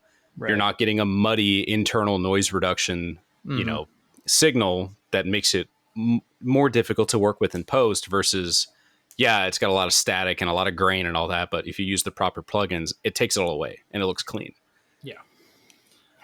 Neat Video has been around for a minute. Yeah, like the new version is great, man. Yeah. I use it on everything. Like these, in closing, these cameras are not good resale investments. They're good personal investments if you want to make your own stuff. Right. Or if you need something. Phil's head turning. Dude, yeah, what do you shoot with now? I'm a Canon shooter. You're a piece of shit. I've been running Canon since I was like 14, so yeah, the new Reds. The new Reds have RF mounts, so you can transfer your glass over. But like, so my buddy Kevin, if you're listening to this, Kevin, shout out you. I love you. He lives up in Vancouver. I'm so sorry. Super awesome guy. And he also connected in the industry and stuff, and he helps facilitate a lot of stuff. But all he runs is Canon, and I've been telling him, like, bro, jump to Red, please. You can sell all of your stuff and you can get all of this. But for what he does, like, he needs autofocus and all of that because it's a lot of run and gun stuff. So it's like, okay, for the use case, same. But I also tell him, like, dude, just go to Sony then. Like, if you're gonna do that, just go to Sony. Sony's cooler. I honestly, I like the Canon RAW more than Sony's like kind of RAW. I don't use Sony's RAW. I've found using just straight S-Log ProRes S.T.A.L.K.E.R is fine. Fair. But dude, no, like, sell your stuff, buy a Red. Just do it. Because I'm serious. Like, okay, what are you running? So like, personally, I have an R and an R7, so I'm pretty behind already. But I used to run a C70 and an R5C. What are your lenses? I'm honestly not that invested right now. I've got like the Sigma 18 to 35 I use for like the vast majority of stuff. Canon's 24 to 105 on the RF is great. The 2.8 or the 4 version? Just the 4. Okay. And I've got a myriad of like just random primes that I throw on. Okay. Yeah, I always tell people, like, invest in your lenses, especially if they're multifaceted. Because because mirrorless stuff doesn't work on these Reds, unfortunately, because the flange distance is too deep. So, really into the weeds. I'm sorry, Nathan. No, you're totally okay. I'm actually listening and I'm enjoying it. I don't understand it, but I'm enjoying it. So, like, flange distance is the distance from the back of a lens to the camera's sensor. Yeah. So, mirrorless lenses, their flange distance is extremely small, and it's like right up on the sensor. That's why there's so many lenses nowadays that are zooms, and they have such fast apertures because you can get so close to the sensor. Versus you want close, you don't want far. To it sometimes. So most cinema cameras and cinema lenses are positive lock or PL mount, which is like what's on here. So basically it just means you insert the lens into the mount and you twist the mount and it locks it and it doesn't move. Versus traditional cameras, it's a bayonet mount where you insert the lens and twist it and it locks. So for run and gun stuff, like, I don't think there's a problem with that. I shot Overlord on an A7 III and 2 G Master lenses. Overlord, and because I knew the limitations of the kit, and I know how to push it in post, and I can make it look like something it's not. Yeah, dude. Like, I would get the second gen 24 to 105 because the flares are better. But this is the 24 to 70 EF. I got it actually for a C300. Is that Gen 1 or is that the first generation or? It's the only gen they did the F4 with IS on the 24 to 70. Oh, okay. I have the RF 24 to 105. Yeah, that one's pretty good. Which is because they have the 2.8 versions because it's mirrorless. Yep. But anyways, like, if you're wanting, like, you can adapt more stuff to it, but on the cinema line stuff, because like a Red is a real cinema camera, an Arri is a cinema camera, the Sony Venice line, like their Cine Alta lines, those are more catered to cinema. FX3s, yes, kind of. They're still limited. They have their use case. I know it's a meme because, like, well, they shot the creator on. It's like, shut up, just shut up. Like, yes, you can, but it's like they just turn it into a meme or whatever. Yeah. If you're gonna shoot a movie, just shoot it on a real cinema camera if you can get one. Otherwise, there are ways to make your films not look like it was shot on a mirrorless camera. So for the uninitiated, you can rent these cameras as well. Yes, I've seen that. It costs you a lot less. Yeah. Well, to a degree. I mean, if you rent it for a month. Well, you see, here's the thing, right? So when there was a shoot that I was going to do where I planned on renting a Gemini, which is what I have in my hand right now, for 1 week, it was going to cost me, like, with all of the stuff, I think like $2,800, right? Oh, wow. and it was going to be a 2-week shoot. Mm-hmm. Okay, so keep that in mind. Or I could have bought the brain for $2,750 and then $2,800 after taxes, which is what I did, and then it's mine. And then the accessories, which I already had another red, you can buy the accessories used for about the same cost it would be to rent it, and then you own it. Yep. So then whenever you do another shoot, you don't have to rent it, because I always like owning like high-end kit, because then that's one less thing I have to worry about in the budget. I don't have to rent it from somebody. I don't have to hire a cinematographer because I am one. Yeah. And I can redirect that money towards a good lighting package and an excellent gaffer. So there's a give and take stuff. But like, yeah, dude, like DSMC2 Reds, they're so dirt cheap now when they're used. It's ridiculous, man. Like you can get a Gemini fully kitted out for $3,700. Like I saw one like not too long ago. You can go to the Red Marketplace on Facebook, go to reduser.net. It's on there. mpb.com has some. eBay has a myriad of used products, man. I fucking love eBay. I love dude. eBay so they're like, because right now I'm having to pay off some stuff right now because, but it's like, but I'm seeing things that like I want to get. I'm like, I gotta wait, until I can grab it. You might be selling me on Red right now. Dude, if you ever have any questions, just hit me up on Instagram. I will talk your ear off like I'm doing right now to this whole audience. I'm so sorry. But totally okay. It's totally okay. I've been on productions with them in the past. My first like big project, I was a grip on like a student project in LA, and they rented 2 Helium 8Ks, and they had just come out at the time. And nice. I was mainly just turned off because there was the way they were running the cameras. There was like pretty much no way to run them handheld. And what? Yeah, they were. I mean, they were running cinema zooms. Oh, so yeah. Now you're looking at like a 35-pound minimum for your camera. Okay. Like it was huge. This right here. This is the Hunter Killer videos that I released on my channel. By the way, my YouTube channel now is Altivision Film. Yes, I was going to have you plug that for sure. Yeah, ALTA Vision and then Film. So the only thing I have on there is these like it's in 3 parts, but the full version's out. Hunter Killer. Yes, I know it's based. There's the submarine movie with Gerard Butler, not the same thing. But anyways, I shot all of that. This is a Nikon zoom from the 90s. It's a 28-70. I found this on eBay for $100 because the autofocus didn't work and I didn't need it. I also got super autistic about it, and I opened it up and I JB welded the focus cams together, so I have hard stops. Nice. Don't recommend that if you don't know what you're doing. But I converted it to like a cinema mount to LPL, nice. Which you can get on Simod Lens's website. And this is a zoom. Shot on Red, use this. It's fine. You get some cool characteristics with it. And then there's also this. They're 80 to 200, which you can get for like $300. Holy shit. Cheap. Also, for those who aren't aware, old Nikon glass is pretty fantastic. Yeah. And I don't... Shooting wide open is also not cinematic. People who do that jump off a bridge. Like that's... It's okay to have deep focus. You can shoot at f8 or t8, whatever. Your image will be sharper and it'll look fine. Like it's okay to do that. It's not the end of the world. If you want a blown out background, shoot on a telephoto lens like 135 to 200 and stop down your lens. Your subject will be sharper. Your background will still be blown out. You can get what you want. That's how they do it in movies. Like I even have Zeiss Otis lenses, the Nikon versions that I converted to cinema mounts. They're T1.4, like very fast lenses, let in a lot of light, and they're clinically perfect lenses. Like they're designed to do that, but they came out in 2013, so they're cheap to get used now.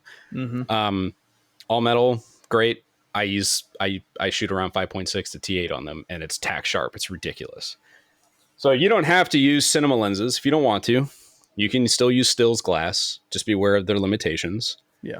But that's the cheapest route you can go, and you can get some interesting like effects. A lot of people use Canon FD lenses, the primes from the 70s. You get some pretty good, some nice soft images with it. These Nikons I picked because they're sharp when they're stopped down, but they have nice characteristics when you shoot wide open, because I like the vintage look of stuff.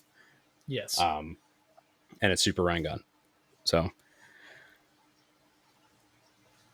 hell yeah. I don't know cameras, but I feel like it gets so much. Believe me, it gets so much worse. Like all my stuff over. Like I believe my that own. this is like entry level, like this knowledge. Well. Tell. Hang on, let me show you something real quick. BR's gonna hate this. I'm sorry. Okay. So, for anyone that's interested in this stuff that's listening, so I'll try to I don't want to say dumb it down, but like not speaking tongues. Right. So this is an anamorphic lens. The J.J. Abrams lenses, they make the cool blue lens flares and all that stuff or whatever, right?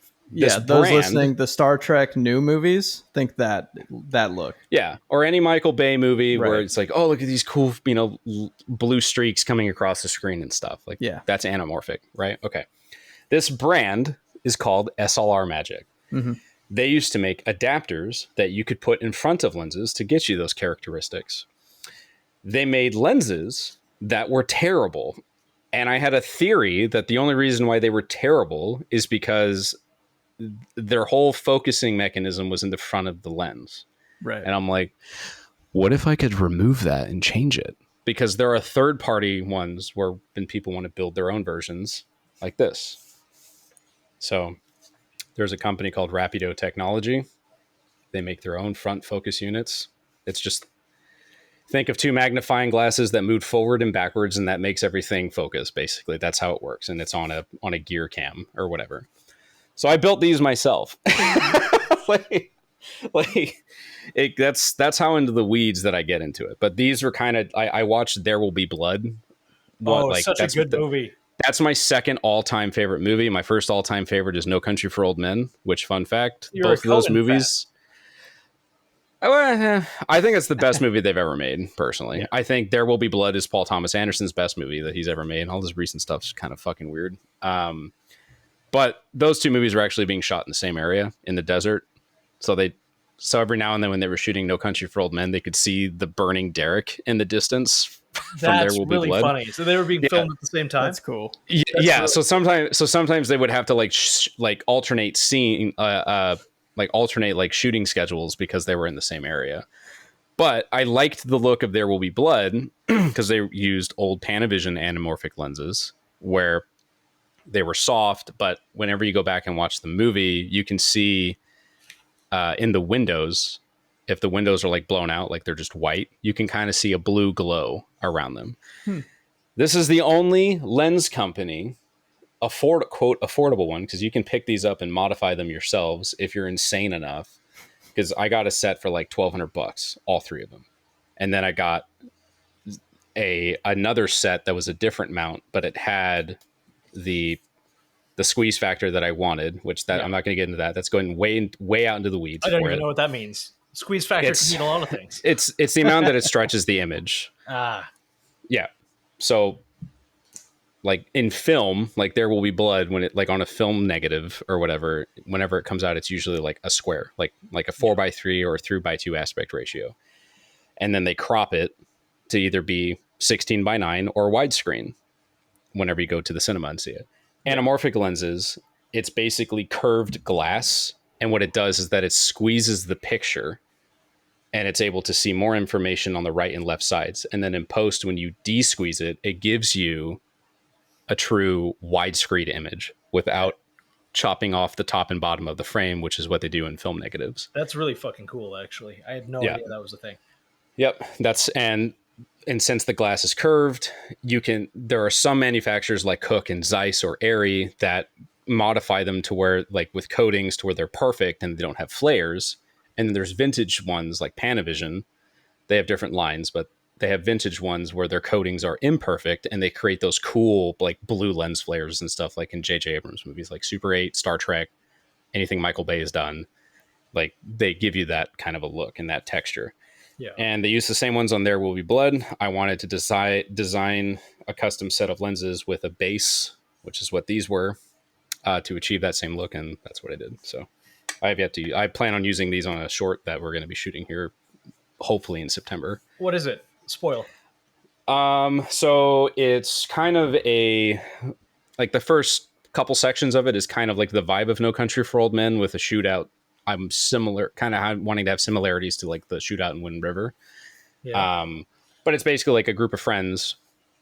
One of their brother kind of dies of an OD to fake painkillers that were fake painkillers that he had to get off the street because his VA denied what he needed to get, and they were fake pills that were laced with fentanyl, and he OD'd on it. Oh shit. Yeah. So basically, they're like, well, let's go find the drug dealer and beat the shit out of him, and then they discover, oh, he's actually a bigger player in the game, and he goes to the drops where the loads are and where the money's at, and they're like, well, let's just go rip them off, burn the load, and zip tie him, call it in, and bounce. But it obviously doesn't turn out that easy. So it's basically it's kind of like a heist Western type thing. And I wanted to use these lenses on it because they have a lot of texture. And they kind of, would match the vibe of it. The firefight sequence, I'll probably use my zoom lenses, so it's a little bit quicker. And for more of the intimate stuff and the low key stuff, I'll probably use these cool lenses and such, because your close focus distance is like 3 feet, so you can't get up close unless you have like magnification filters, and those are expensive. My mind jumps to the beginning of our conversation before we started recording, which is just like, and that's kind of the core of all of my short films and films, which is like a group of friends are doing stuff and they get in a shootout and then they walk away. Yeah, like I haven't really done anything that has a lot of character driven stuff that isn't kind of similar to previous works. Like, so Overlord is just a bigger version of Dollhouse, and Stalker in a way is just a bigger version of Overlord. It's me and the boys go somewhere terrible. Yeah. Like that's like, it's kind of the same thing where like there are obviously the genre is adjacent to one another. Yeah. But there wasn't really a lot of room to kind of expand character personalities enough, because one, the runtime and the budget constraints and all that kind of stuff. So we were mostly kind of going off of aesthetic. So all the masks in Overlord I design, and that's kind of been like the main thing. Like the most iconic thing about Overlord is the quad nods with the cool masks with the decals on them. Yeah. And I see that cosplayed everywhere. Yes, me too, actually. Yeah, mission accomplished. Like I was very happy that I pushed for that. So yeah. But with this one, because I'm working on it with my buddy Corey, because I agreed with him. He wanted to do something more character driven. He's like, I don't want that to just be, let's go to a place and shoot stuff. It's like, I want there to be a why and a lesson learned from it. I'm like, yeah, I agree. So that's kind of something I want to go for. I also wanted to do something inspired by Ready or Not. And then I researched Ready or Not. And then I was like, that would cost a lot of money and a lot of development time to integrate it into a pre-existing world. And I don't want to do that again. Yeah. So, yeah. It would be very cool. It is effectively just like, hey, this is LA SWAT team. But yeah, like I kind of wanted to get my catalog a little bit bigger since I started a new YouTube channel and I'm on my own now. Before I started reaching out to like, because I thought about reaching out to Void and be like, hey, you have a very impressive portfolio, and you are one of the big brains behind SCP Overlord, which God, that did fucking well, and you have a feature movie under your belt. Mm-hmm. And all of your previous work and the work that you're doing right now is not bad. You're not a slouch, and I do think it's not really disgraceful to stand on the shoulders of your former achievements. Like I think you've got more than enough to start going to companies and being like, yo, I can do stuff. I can do stuff. Look at this. Yeah, I'm in the process of making like a website. I actually have I had to make a demo reel, which I haven't done in like 8 years. I didn't think I would have to. Yeah. Consider it because where the trajectory was going, but then like obviously it just wasn't working out. So like now I'm like, okay, well now I gotta make my own portfolio and do my own stuff and different name and all that kind of stuff. But yeah, I mean usually I just say like I did SCP Overlord, and that's usually enough. Yeah. I guess 24 million people is a lot. So a little bit, I'm pretty sure we could do something like Ready or Not pretty easily. You just have to find like the right fent house in like Spokane or like Just get a couple dudes, kick that shit in, you know. It's definitely, if I'm going to pick up an IP again, like it's going to require like a Kickstarter or a budget. And so like I'm kind of wanting to grow my channel a little bit more right now. So then whenever I do a Kickstarter, because there is something that I am developing right now with Jake Howard from he writes the wartime stories stuff. He hit me up, super cool dude, like very fun to like bounce ideas off with and work with, and we've kind of developed an SCP adjacent like original concept. But we have like a script done, and I thought of a way to kind of, because we were developing like an inspired, Ready or Not thing. I'm like, we could probably integrate this with this other idea. I think that would go super hard, especially as the SCP fandom and just kind of the whole community there has turned into something really weird. I wouldn't know. I've been out of it for quite a while. Like I was gonna do something in the live action space again, but like that didn't happen. So well, if right now, your own IP, I think there's a lot of demand right now for SCP that isn't like something adjacent that works within the realm of that, genre. Like that isn't SCP, if that makes any sense.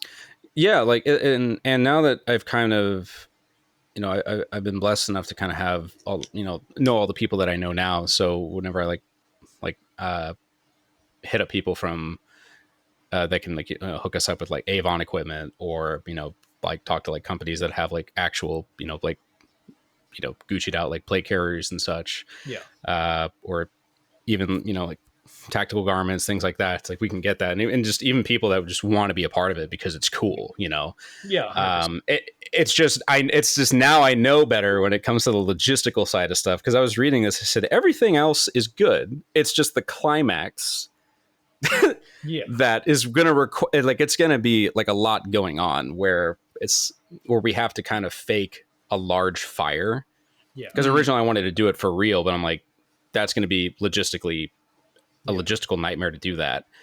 And I was like, oh well, we can do what Deacons did with 1917 and Skyfall, with like the burning church and the burning house. They just used lights, and then they CG'd the fire and everything in the background. So it would just have to be super intentional shots where it's, if you're going to show that, that's a VFX shot. But then when you're looking away, because what I was going to do was just, so everyone listening, because this isn't a visual thing, kind of picture a hexagon, right? So three of those panels, like in the form of like a triangle, right? Three of those panels would have light panels on like a fire flicker setting. And then the other three alternate of that would be constant output light. So you get the flicker and the constant output. So whenever, you're shooting a guy that's just standing like perpendicular to where the fire's at, he's perfectly lit, and you don't have to worry about like, oh, we need to go get more wood to burn this thing. It's like, no, it's just constant output, and that's it. And then you put like a Roscoe fogger, which is the same one. I think it was like a Roscoe 2000 is what we used for all the forest stuff in Overlord. That's why there's so much atmosphere in there, because that thing has a huge output, and you just do that, and that's it. It's really that simple. And there's like assets you can get at Action VFX. And when you're dealing with silhouettes, which is what they'll be, you don't have to have everything lit. For anyone interested or is listening, underexposure in silhouettes is fine. Sometimes overexposed windows is fine. You can dampen your highlights in DaVinci. It's not a big deal. It's actually a lot easier to work with dark stuff because it's easier to roto subjects in After Effects, and it's also easier to hide shit. We really wanted to pick your brain on something that I find, like, I'm so torn on it as a creative who is affected by this in a negative way. I feel some kind of bad about it, and then I see what small creators are making from it, that isn't necessarily based on stealing other people's work. AI filmmaking, I really, really hate the idea, and I've brought this up in the show before. It's like, hey, AI is supposed to take over the menial aspects of our jobs, so we've got more time for creativity. And instead it's kind of the other way around, where AI is taking over a lot of the creative aspects of what we do, like art and music and filmmaking and writing. And And I saw a little while ago a horror podcast that I actually kind of enjoyed, and all of it was AI, and I didn't realize that for a little bit. Like the narration Oh, was weird. AI, the writing was AI, the art, which this one was a little more obvious, was AI, but it just like exists in perpetuity and puts out a story every day. There's a chance that there's a human being writing this. I actually like looked a little bit, and it's been going since before AI could competently write a story. But the tropes and the output are just so intense. I would not be surprised at all if it's AI, and the narration and everything else clearly is. Um, but I'm starting to see the rise of like indie AI filmmaking and like VFX done through it. And you know, Hollywood's already adopting it. It'd be silly to think that they're not. You know, Yeah. money talks, and I'm kind of like I don't have a mind about it because it could be good, it could be bad, it could be like it's kind of an inevitability in my opinion at this point. But I started following a page a little while ago called Gossip Goblin, um, which the page has nothing to do with what they output. They're just creating this well written, like cyberpunk, biotech, fantasy dystopia, and they're animating it with AI. So there's clearly a human aspect involved and a lot of work Mm-hmm. that's going into it, and you know, stitching all of this together. But the VFX would not be possible without, you know, a studio and a $250,000 budget per shot kind of thing. It, minimum, you know, stitching these things together, it's like a $500,000 movie. Yeah. And it makes me feel a little bit of cognitive dissonance because I'm enjoying this content. I'm enjoying what this small creator has made using tools that make this more accessible. But at the same time, I also would be foolish to not acknowledge AI and its creations for like how harmful it is for the industry. Mm-hmm.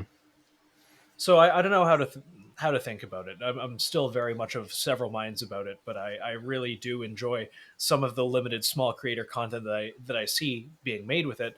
Do you have any thoughts? Like, have you seen any of this stuff, or do you have any idea? Yeah. Yeah, So it's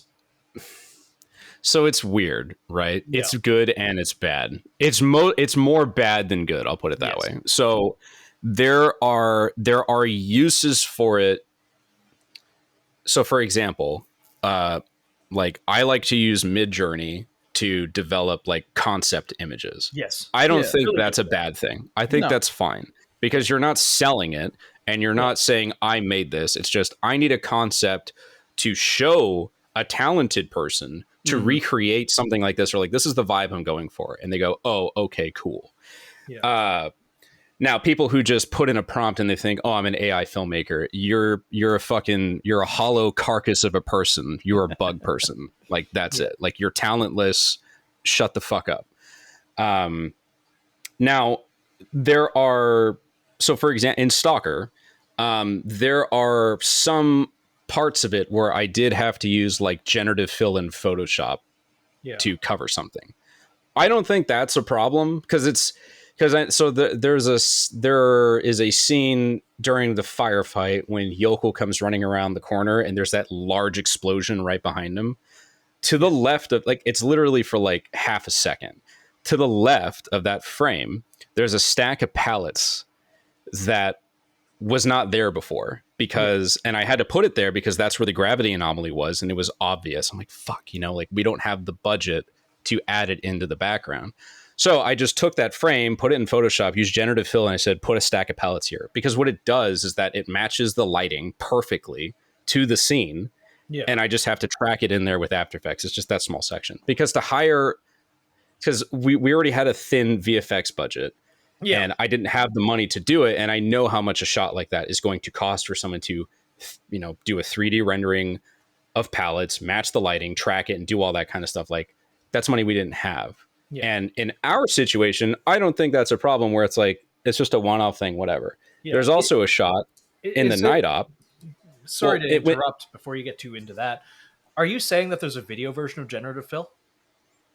no, it was just an image. Okay, okay, okay. He took a Sorry. Yeah, still. no. It wasn't a video. Like I took a still from the shot Oh, and okay. I cut it and I just circled an area. I said, put in pallets here. And then I I just turned off the layer of the frame and I just kept the generative fill frame because it was on a transparent background. That makes sense.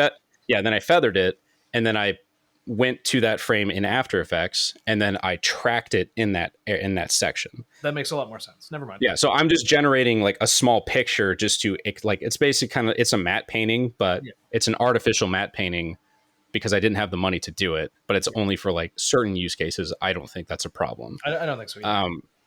Yeah, like the night op section when they're in the field walking, when like during the montage where the camera is looking up towards the red forest, and it tilts down like this, and you see them in the field, and in the distance you can see mountains, and the whole right side of that frame is from generative fill, where there was a telephone post that was just there.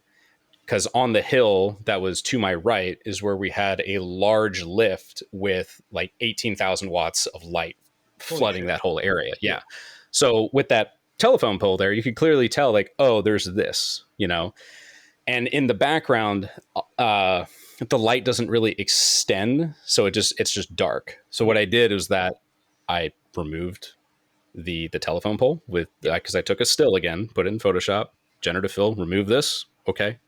Matches the lighting, and then in the background I'm like, add hills, like rolling hills, just for that section, just to do a set extension. Hey, fuck, if it works, it works. Yeah, like I don't, but everything else, like in the scene, like the stars, I captured myself and I put in. Like everything else I did myself. I don't think there's a problem using stuff for that, just to kind of add a little bit of spice, but it's not the entirety of the thing is completely made with AI. I think it has its use cases. There's a difference between using it as a tool and replacing jobs. Yes, I think so too. Yeah, because it's like if in the context in what we were doing, we're indie filmmakers. We don't have access to millions of dollars like studios. Yes, I think that's fine. Studios on the I agree with that. Yeah, studios on the other hand, like it should be banned. Period. Like you should be fired from your job because you're actually stealing jobs from you, like either like union workers or something, or people that would actually use it because it's like, oh cool, I can just write in a prompt and it's whatever, I don't need a cinematographer. It's like, dude, your project, it doesn't have a soul now because it's not made by a person. Like even for like VFX shots, like whole VFX shots being done, it's like, no, I don't agree with that at all. I did see this one dude, I thought it was cool, where he did a blend of his own visual effects, like 3D visual effects and AI visual effects from Midjourney. And it did look fucking cool. Like there are like, I don't think it's unreasonable to say that there are some things that AI prompts can do that are just unfathomable nightmare fuel. Yeah. Because it's such a hyper specific thing. And what this dude did is that he did that and he combined it with his own visual effects stuff. And I'm like, I thought it was cool. I was like, yeah, because you're doing it yourself, you're integrating it with your own stuff. But it's a really thin line that you're walking, so like you kind of, it just kind of comes down to a principle kind of thing where it's like, is this going to take away from the soul of the art that I'm trying to make? Is it taking away from the message that I'm trying to deliver? Is this deterring my creativity or just creativity in general? Because at that point, if you're not putting any work into it and there's no passion behind it, then it's not real. It's just fake garbage. So no, I absolutely agree. I'm a lot more forgiving of it when it's used by small creatives. It's not actively stealing jobs from tons of people. While I'm not really a big fan of the idea of regulating it away, I really hope that the market corrects it by rejecting AI and AI movies. And I think we'll find movies soon that are fully written by AI and fully produced and like minimal human involvement. I think we'll see that within our lifetime. And they'll probably suck. 5 to 10 years. Well, the AI writing stuff I'm not worried about because, like, so ChatGPT, for example, ChatGPT is just super Google. All that AI can do right now, because AI can't think for itself. There is no act, like it's quote, it's AI, right? It's just a search engine. That's what they all are. They're borrowing things from things that already exist. Yeah. So model, I think the phrase is. so like a quote unquote AI can't actually write an original script. It's just going to, when you give it a prompt, it's just going to pull from things that already exist and just throw shit together. So you're going to already see similarities of stuff where it's like, oh, you clearly pulled this from this, right? Yeah. So I think like, and people, I don't think people are that dumb in that respect to kind of look at something and go, no, like it's kind of like NFTs. Yeah. Anyone who bought into that or actually thought that was a real thing is just a moron. And the only people that did that just kind of existed in a vacuum. And then you had the boomers that came after it was like the meme was over and they wanted to get into it. It's like the same thing. So it'll show up. I don't think it'll last very long. I think if anything, if studios pick it up, then you're just going to see a larger rise in independent content creators making stuff, which is already happening. I really hope so. Yeah. Yeah. I do think just over time, we're not going to be able to tell the difference as well, which worries me. Sorry, go on.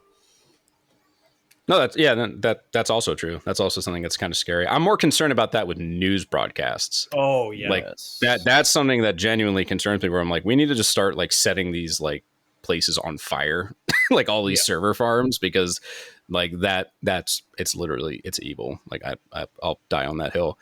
But with like, I don't think people should rely on studios or movie theaters anymore, and because the technology, especially with cameras and equipment, is so much more readily available now. Because whenever I was first starting back in like 2012 or 2011 and stuff, or even before then, like the only cameras you had were just DSLRs and they were just 1080p. They were awful, like video quality and everything, but it was cool because you had guys like Corridor Digital and Freddie W and stuff. They were using the same equipment and they were able to make cool stuff. But nowadays it's like you can go to like Best Buy and you can buy a Sony camera that has like, oh, it shoots in 4K. It has an S-Log gamma curve. So then you can extrapolate a lot of color and information out of it and you can get a quote cinematic look from it. Yeah. So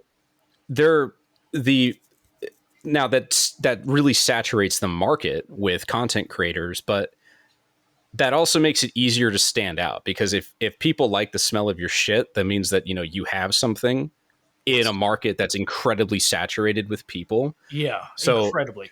Yeah. So if you're self-aware of your capabilities, then like, if you're not a good writer, find somebody who is. Like, figure out where you fall in what you're talented in. Like, I'm better at directing and shooting. I can do my own post stuff, but I'm not a writer. I'm good at concepts.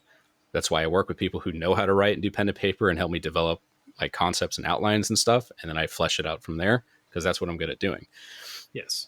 And plus, you get the whole collaborative stuff. Like that's the whole thing. It's a huge dance. It's a balanced dance amongst other people.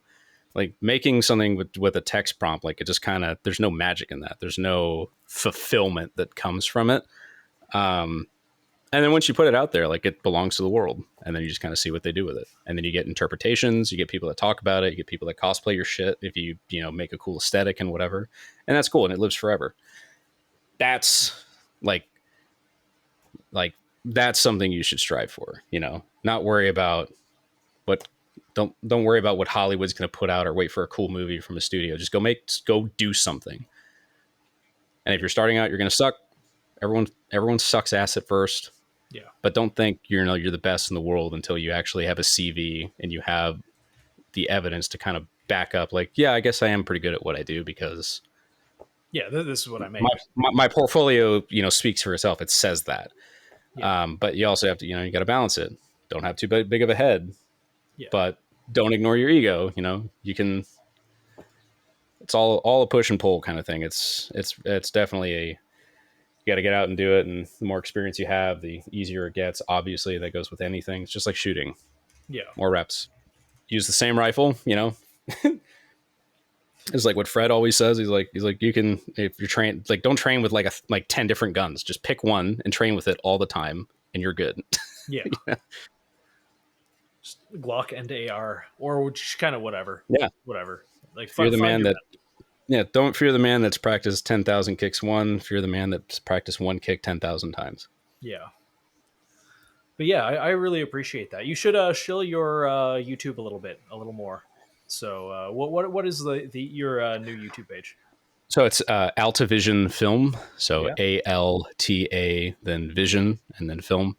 I only have 4 videos, but they're all the same. So it's got a 3-part series called Hunter-Killer on there, which is about a drone team that goes out to basically destroy enemy combatants, and then they get stranded because they're also engaged by enemy suicide drones, and they have to make their way to an extract point without getting, blown up and shit.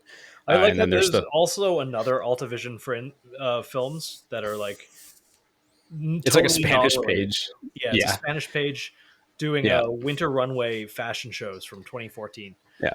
It's the one that has 8,900 subscribers. It's the only one that has like viewed content and stuff on it. It has guns on it. Yeah. And then the most recent, like, I put all 3 of those videos together and made like an 18-minute short film that's been doing pretty good. I've managed to kind of get myself into the algorithm, so that one just broke like 500,000 views recently, which is pretty cool. I'm kind of a spoiled brat because I'm used to millions from my previous stuff, but like it's like, this is just the process, it'll come later, it's whatever. But yeah, that's kind of what I got right now. I'm based in Florida, Tampa Bay area, so yeah, whenever sometimes I put out casting calls and stuff on Instagram, if anyone wants to come help out or participate and stuff, it's all my handles are the same. It's Altavision Film. It's not plural, not films. It's just film. Yeah, films is the Spanish one. Yeah, you'll know. It's the one that has an audience. And the like I can even go talk about the history of it. Yeah. If you want to get that autistic about it. If you'd like to. Yeah, so I guess it is. Yeah, well, I guess like some people like do know me more by Retro Digital Media, which I rebranded because that name was always butchered. Like I was shown a video from SHOT Show of this year from my buddy Corey, where someone mentioned like my stuff and they put like my tagline said retrograde digital media or whatever, and I'm like, dude, I think that person might just be retarded. Like, well, no, but it's not the first time it's happened, because people just do that for some reason. It also doesn't mean anything. It doesn't roll off the tongue very well. I made it up in 2015 because I was like, oh, I like the retro look of film and I shoot on digital cameras. Like that's it. And the logo was designed to look like a classic car logo because my dad has been in the car business for a long time and collects classic cars. So this new this rebrand, I wanted something that corresponds with what I do, and also have a logo that looks like something that could be imprinted on like a cinema lens, but also has like that classic Art Deco like car look to it. Yep. Yeah. And I was brainstorming it. My girlfriend's high school is called like Alta High School. I'm like, Alta, that sounds cool. And then I just went with Altavision because Alta just means a high place. Gotcha. So, and just kind of went with that. Clean, looks nice. And then rebranded that back in April. And yeah, here we are. So I got a few projects on the way that are still in development, but if anyone's down in the Tampa Bay area, or I'm also for hire. So if you want to hire me to shoot your stuff, if you got a budget for it, hit me up. Like I'll do it. I got all the equipment and all that stuff, and we can work something out. But yeah, other than that, that's where I'm based at. But I'm down to collaborate with people that aren't, weirdos or will get me canceled. Yeah, I gotcha. By the way, Phil, if you get red, these are Kipper tie long takes. They're 2 terabyte cards. If you can find them, you have to find them used, like because they don't sell them new anymore. Right. They're hard to find, but if you can get them, these are great. Yeah. Hell yeah. So depending on the red you get, dude. I wonder. Gemini's funky, but yeah. What are you gonna say? Sick. I think if we've learned anything from this, Phil needs to get into red. That's my one big takeaway.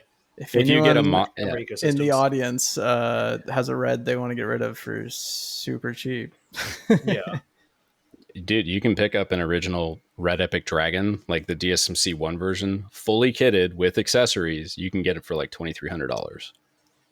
That's actually not terrible. Yeah.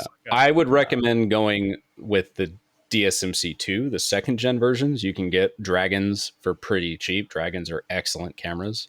They're not super great in low light, but again, you can clean it up later. You can get you can clean up the noise later with neat video. But I'm a huge proponent for buying things secondhand anyway, including guns, just stuff, whatever. Yeah, just ask like what it was used for. If it was used in a studio, you're fine. Yeah. If you, for whatever reason, want to get the Monstro, which is the full frame VistaVision version, it does have bad rolling shutter. I don't care personally. So if you're doing handheld stuff, you can notice it. If you're on a gimbal, it's fine. All the other ones, highly recommend. They're excellent. Yeah. Just look at any of Michael Bay's movies. No, I'm serious. That guy pushes his equipment so far. That's the litmus test for how far you can push stuff. So 13 hours, Pain and Gain. Those were shot on Red Dragon. The fifth Transformers movie, that was shot on the Super 35 8K Helium Red. There you go. Yeah. So plenty of examples. And if you go to IMDb, you can go to the technical specs section of a movie and it will tell you what they shot it with. Right. So you can kind of kind of train your eye, like for something fun to do for anyone that's listening that cares. When you're watching a movie, if you look at, when you look at like how movies look or how they're shot, like now I do this now where I guess, I think they use this. I think they use this. And you go check the technical specifications. And if you get it right, then that's how you can kind of train your eyes to kind of know how far you can push something. Anyways, I'm done yapping. No, I enjoy it. Speaking of that, I'm really set on your idea of doing like an SCP style thing. Like I would love to see more SCP stuff as well. Yeah, even if it's not SCP. Like I love the idea of another universe that is not written by 18-year-olds putting their self-inserts into things. Yeah, I have one. Yeah, I have one that I haven't seen anywhere. Yeah. So it's, or I haven't seen anyone kind of do this type of an idea. Well, I've seen it. I saw it briefly in a movie, but it didn't really expand from there. And I was kind of like, eh. But I was talking to like a guy that was like really into that kind of stuff. I'm like, okay, if this is a real thing, how would it be? What does it actually look like? You know, stuff like that. Yeah. A lot of spiritual shit. So it's coming. Don't worry. Yeah. You'll have to let me know. And obviously, if there's any way we can help. I was going to ask if you've seen the trailer for Project Hail Mary. What do you? If you haven't, then my question doesn't matter. But is that the one about the fake moon landing? No, Project Hail Mary is Ryan Gosling's in it. It's, yes, yes, I have. Yes, directed by Phil Lord and Christopher Miller. Yeah, yeah. What do you think that's shot on? Because whatever they're doing, if it's not film, it's very close to emulating film. I don't think it's film. I think, let's see if I can remember correctly. It would either be like a Sony Venice or an Alexa 35 is what I think. Yeah. And they're using anamorphic lenses. So they're probably using either Panavision or like Atlas lenses probably. Yeah. But more than likely probably Panavision. Here, we can look it up. Unless you have it pulled up in front of you right now. IMDb does not have much on the tech yet. Yeah, I'm curious. But for those who aren't familiar with Project Hail Mary, go read the fucking book. It's so good. Is it good? Yeah, if you like kind of deeper current age sci-fi. I do. It's super I think, good. Like I keep on confusing the Andy Weir and the fella that wrote Aragon, and I think because of that, and that's entirely a me problem. Yeah, I didn't want to read it. So also, if you like The Martian, you're gonna like this.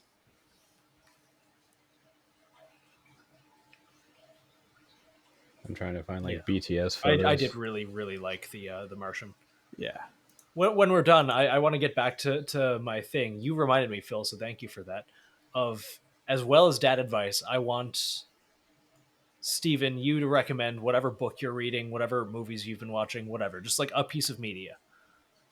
Well, I don't really read, unfortunately.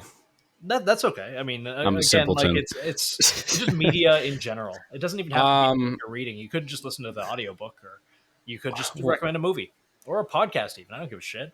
If you haven't seen it, it's like I've surprisingly not a lot of people have. Like No Country for Old Men is probably the greatest movie ever created. Like I fucking love that movie. It is literally the perfect movie. It has everything in it. That's my all-time favorite movie, like period. Yeah. If you haven't seen it, look at that.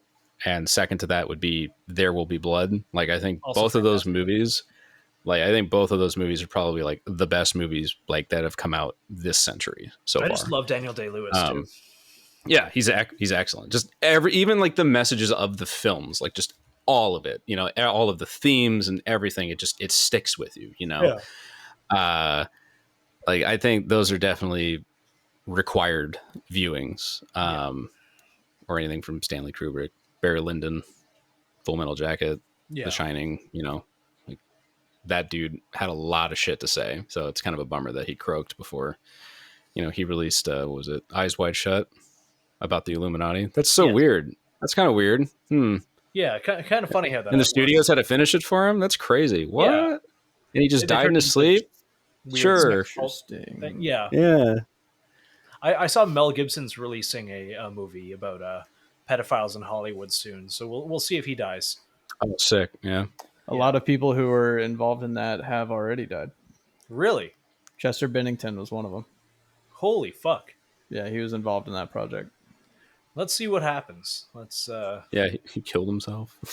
Yeah, Chester Bennington did not kill himself. Now is that the meme? I mean, yeah, those would probably be like the two primary pieces of media that I would recommend. Would be that. Literature wise, you don't have to do books if you don't want. Generally, the idea is just like a piece of media. But if you do have any recommendations, I mean, Where the Red Fern Grows and Hatchet those are probably like my two favorites from whenever I was in like grade school. I fucking love Hatchet.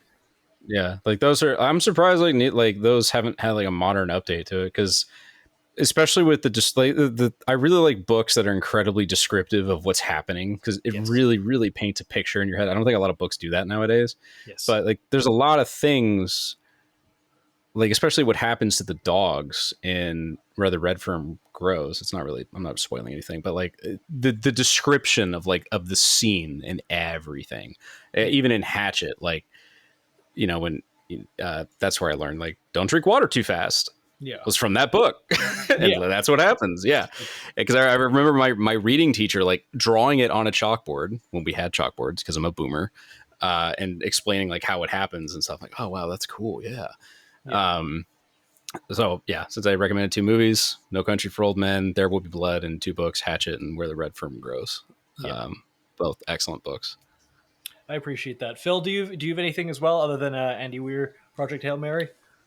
Definitely read that. I've been reading Dungeon Crawler Carl. So if you like over the top weird sci-fi meets fantasy, that's written by the same guys who did Galaxy's Edge, right? Jason Downsbach and Nick Cole. That's a good question. Yes, Dungeon Crawler is Matt Denneman. Never mind. But I keep on getting recommendations for that one. Yeah, it's a fun series. I'm on book 2. I flew through the first book and then I got busy, so I haven't finished the second book yet. But yeah, if you like Dungeons and Dragons, but with like a sci-fi twist, it's awesome.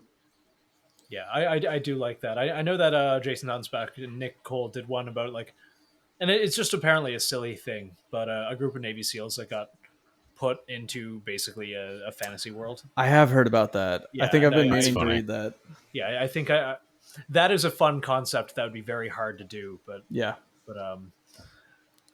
my recommendation is, I just listened to the Creeps cast about this, but I was reading all of these when they came out. This is kind of an unconventional recommendation, and I don't really think it has been published in book form. You're going to have to track this down yourself.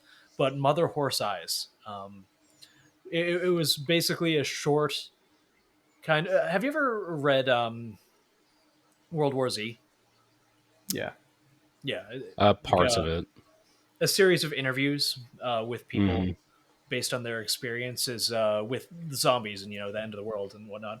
It's similar in the fact that it's short form fiction written as a series of interviews about people who've experienced either directly or indirectly the effects of like like basically you're familiar with MK Ultra, right? Yeah. Like they realize that dosing people with massive amounts of LSD will open a portal into another world, and basically like flesh monsters and constructs start coming out and warping people on a base biological level. It's really fucking good, and this entire short book was written in segments and then dropped as random comments on Reddit. Like you'd be reading about how like Lego Batman or something, and then there'd be an entire section based on like Japanese war crimes where they were trying to create one of these flesh interfaces, and a Cool. group of Marines in Okinawa just like separated and all their body parts just disappeared and started floating away. That's Yeah, sick. and it's so fucking well done. It's dope. Phil, I think you particularly would really like it. Yeah, it's called Mother Horse Eyes. Mother Horse Eyes. Yes, Interesting. yeah, no, it's really really really good. That is no one knows who the author is to this day. Just kind of came, dropped it, refused to elaborate, and disappeared. Nice. Yeah. As you should. Yes, it's fantastic. The Creeps Cast, even like episode 1 of the Creeps Cast about is like 8 hours long. There's like 4 episodes. It's a full ass audiobook. But yeah, Steven, before we wrap up, anything else you want to tell our listeners? Any dad advice or anything? Just creative advice, actually. Just like as a creative that's existed in this space for so long and done what you've done. Well,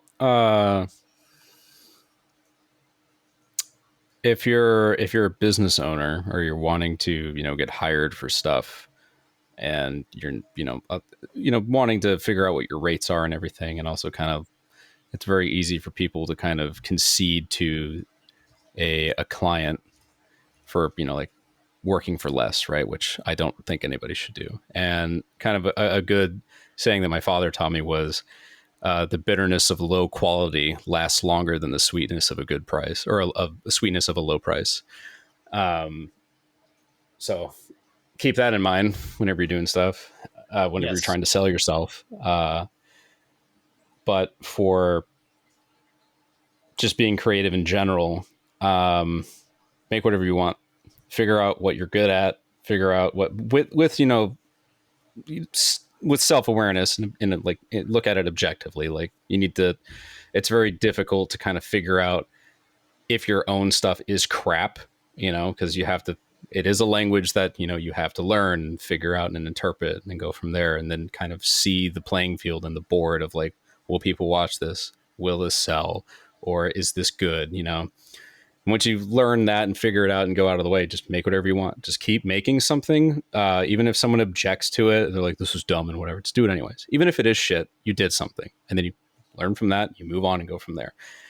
And then that's how you grow. And you just have to do it. Sitting in your room all day, watching tutorials and watching, thousands and thousands of hours of like how to do something and not actually doing it isn't doing anything, Like you can be a real operator or you can be an armchair operator. Like pick one. So just get out there, do stuff. You don't need a lot. It's not what you shoot with. It's how you shoot it. It's not who you know. It's not what you know. It's who you know. And even with post-production, try to learn as much as you can. You can learn 3D anywhere. Blender is free. Yeah. So much is online now. Yeah. Like I didn't go to school for anything. I still have my acceptance letter to the Art Institute frame though, but I never went. Yeah. You can learn everything on YouTube. All you have to do is just like figure it out, figure out your flow, figure out what your style is, and just go out and just do something. That's all you have to do. If there's not a lot going on in your area, like try to collab with people somewhere else, or if you live in a very scenic area, try to work with that with what you have. If you're looking to get connected with people, go on Instagram, look up hashtags, go to Facebook, look up your local film people stuff. It's hard to, weed out the posers and the hobbyists, but that's how you meet and greet people. Somebody always knows somebody. So I agree. That's really it. And don't be a piece of shit. That's really it. Don't be creepy. Don't be condescending. Don't be a dick. Like, you're there to make stuff, but don't be a pushover. Yeah. Ever. Don't let someone push you around or be rude to you or whatever. I'm like, hey, I don't fucking, don't talk to me that way or something like that. Yeah. Or even that, like, if someone disrespects you on a set, like, bring that up. Like, dude, what's your problem? Yeah. So, especially in a creative space on YouTube. Yeah. Like, I'm not really too, I know I'm dragging this out, but like, I'm not too totally okay. particularly worried about like, oh, I want to go to Hollywood and make a movie and stuff. I'm kind of like whatever about it, because there's a lot of shitty people in Hollywood. Like, it's just a fact. Like, it's just, I just want to go make stuff. I want to do whatever I want and be left alone. So if I can do that on YouTube, cool. And if my bread and butter comes from doing ads for like military companies, which I would like to do, I like shooting guns. I like a lot of the gear that people make and stuff. And I know I can bring a really cool cinematic look to, their products and make it look sick. Like, cool. I would be totally happy with that. Yeah. As if I'm able to provide for my girlfriend, I don't care. That's how I look at it. Very so it's like, I agree. And also it just leaves you so much more freedom and way less politics. Yeah, man. Like, it's just make what you want. Find a good, close group knit of friends that are also, equally motivated and want to do stuff. And they're also creative and such. That also helps too. Cut all the toxic relationships out of your life. Doesn't matter who it is or what it is or whatever. Get rid of it. You don't need it. Don't be held back by other people. Find yourself a good woman, get married, stuff like that. If you want kids, have them. If you don't, that's fine too. Yeah. Big on finding a read good the Bible. Woman. That's a good one. Yes. Based. Yeah. But yeah, that's really it, man. It's a lot to do, and don't expect your career to take off immediately. Like, I've been doing this for 15 years. I'm 32. I think I have an okay portfolio or whatever, but I'm nowhere where I want to be. And with anything in film, the saying is your career starts at 40. So it's a long game. Yeah. There are plenty of if you have something, if you have a very distinct look or anything, you can apply that somewhere else that makes money, or you can do well for yourself. I was kind of pretty bent on like, I want to be famous. I want to make something to prove people who doubted me to where they watch a Netflix show and they see my name, fuck you, But like, now I'm like, I don't really care. like I just, I'd rather just do what I like and get paid for it. I'm not interested in being famous. So yeah, keep that in mind too. Don't fall for the TikTok, Instagram reels, like hype beast following meme stuff or whatever, because it's not that awesome. It's cool if you actually use it to make cool content, but it does get kind of weird when you have random people that are kind of sketch come up to you off the street and stuff, and you're kind of like, it's like, especially Now, I'm like, I love talking to fans. Like, when I go to an airsoft field, dude, I love talking shop with people. I will talk shop with you for fucking hours. You have a passion for something, and you want to collab on something, and you have something cool to collab with. Yeah. I'm down with that. Like, yeah, dude, that looks sick. Like, there was a kid that I think it's Cryptid Observations was his name. Let me double check that so I'm not an asshole about it. Yes, and but I absolutely agree. I feel like I came off a little harsh there, but I think like every art noir person that I've ever met has been cool. Like, I think I have not had a bad interaction with somebody who just wanted to talk to us. Yeah. I have had interactions with weirdos who didn't know who I was that approached me. Yeah. But that I think that's just part of the human condition. Absolutely. Yeah. There's this guy, Cryptid, it's Cryptid_observations on Instagram. Like, he makes, custom, like, those like fanny pouches like under your plate carrier and stuff, and like cool like esoteric like camo patterns and stuff. Like, he drove like 3 hours to like catch me when I was doing a location scout at this airsoft field, this it's DV8 airsoft field in Lithia in Florida. Cool ass place. And it's like, I love that, man. It's like, it's like you show up, you're like, hey, I want to talk to you, and I have this stuff and whatever, and he has some cool stuff. I'm like, yeah, man, like, I love that stuff. always try to collaborate with people if you can. There are weirdos. I'm not saying you have to collaborate with everybody. Yeah. You know, you're an adult, make your own decision. Be like, if I'm getting kind of the ick vibe from this guy's, I know that's a meme term, but it's like, you know, it's true. Yeah, use your best. Yeah, there are weirdos out there that are just incapable of having social interactions or whatever. Yes. But especially parasocial stuff. Parasocial shit is real. Don't fall into that. I usually don't watch any of my friends' content because it's like, unless I'm doing it for research or whatever, because I don't want to be a fan, I guess. That's a weird psychological thing, I guess. Or maybe I'm just a psycho. I don't know. But like I get it. I get it. I don't watch any GunTube. I don't watch anything just kind of because of that. You almost feel weird when you know people. Yeah, now that I'm in this space, I don't watch much GunTube at all, and I make it. Yeah. Yeah, like I just tell her, like, I just make YouTube videos, man. Like I'm so divorced from pop culture because like my girlfriend's on the internet a lot. She does like the TikTok shit and all that and whatever. So she'll ask me stuff. Do you know what this is? I'm like, I don't know what you're talking about. Like, I don't know. Do you know what a labubu is? So far, I know what that is. Like that's dude. That's some satanic shit, right? I was gonna say, get into some demonology on this one. Yeah, like nah, I'm out. Nah, I'm good. I'm not messing with that shit. But yeah, to weave it in, that's. I hope that word salad was delivered well. I liked it. Some good shit, man. An experiment. An experiment. This is like the EG colon part, yeah. no, this is the semicolon section. Like everyone wants to go out and get a Sony camera and get a G Master, and then wow, your stuff looks like literally everyone else's shit. Like expand your horizons, use different lenses to get unique looks. Yeah. It's like, well, this lens isn't sharp and it's not crispy and perfect. I'm like, that's fine.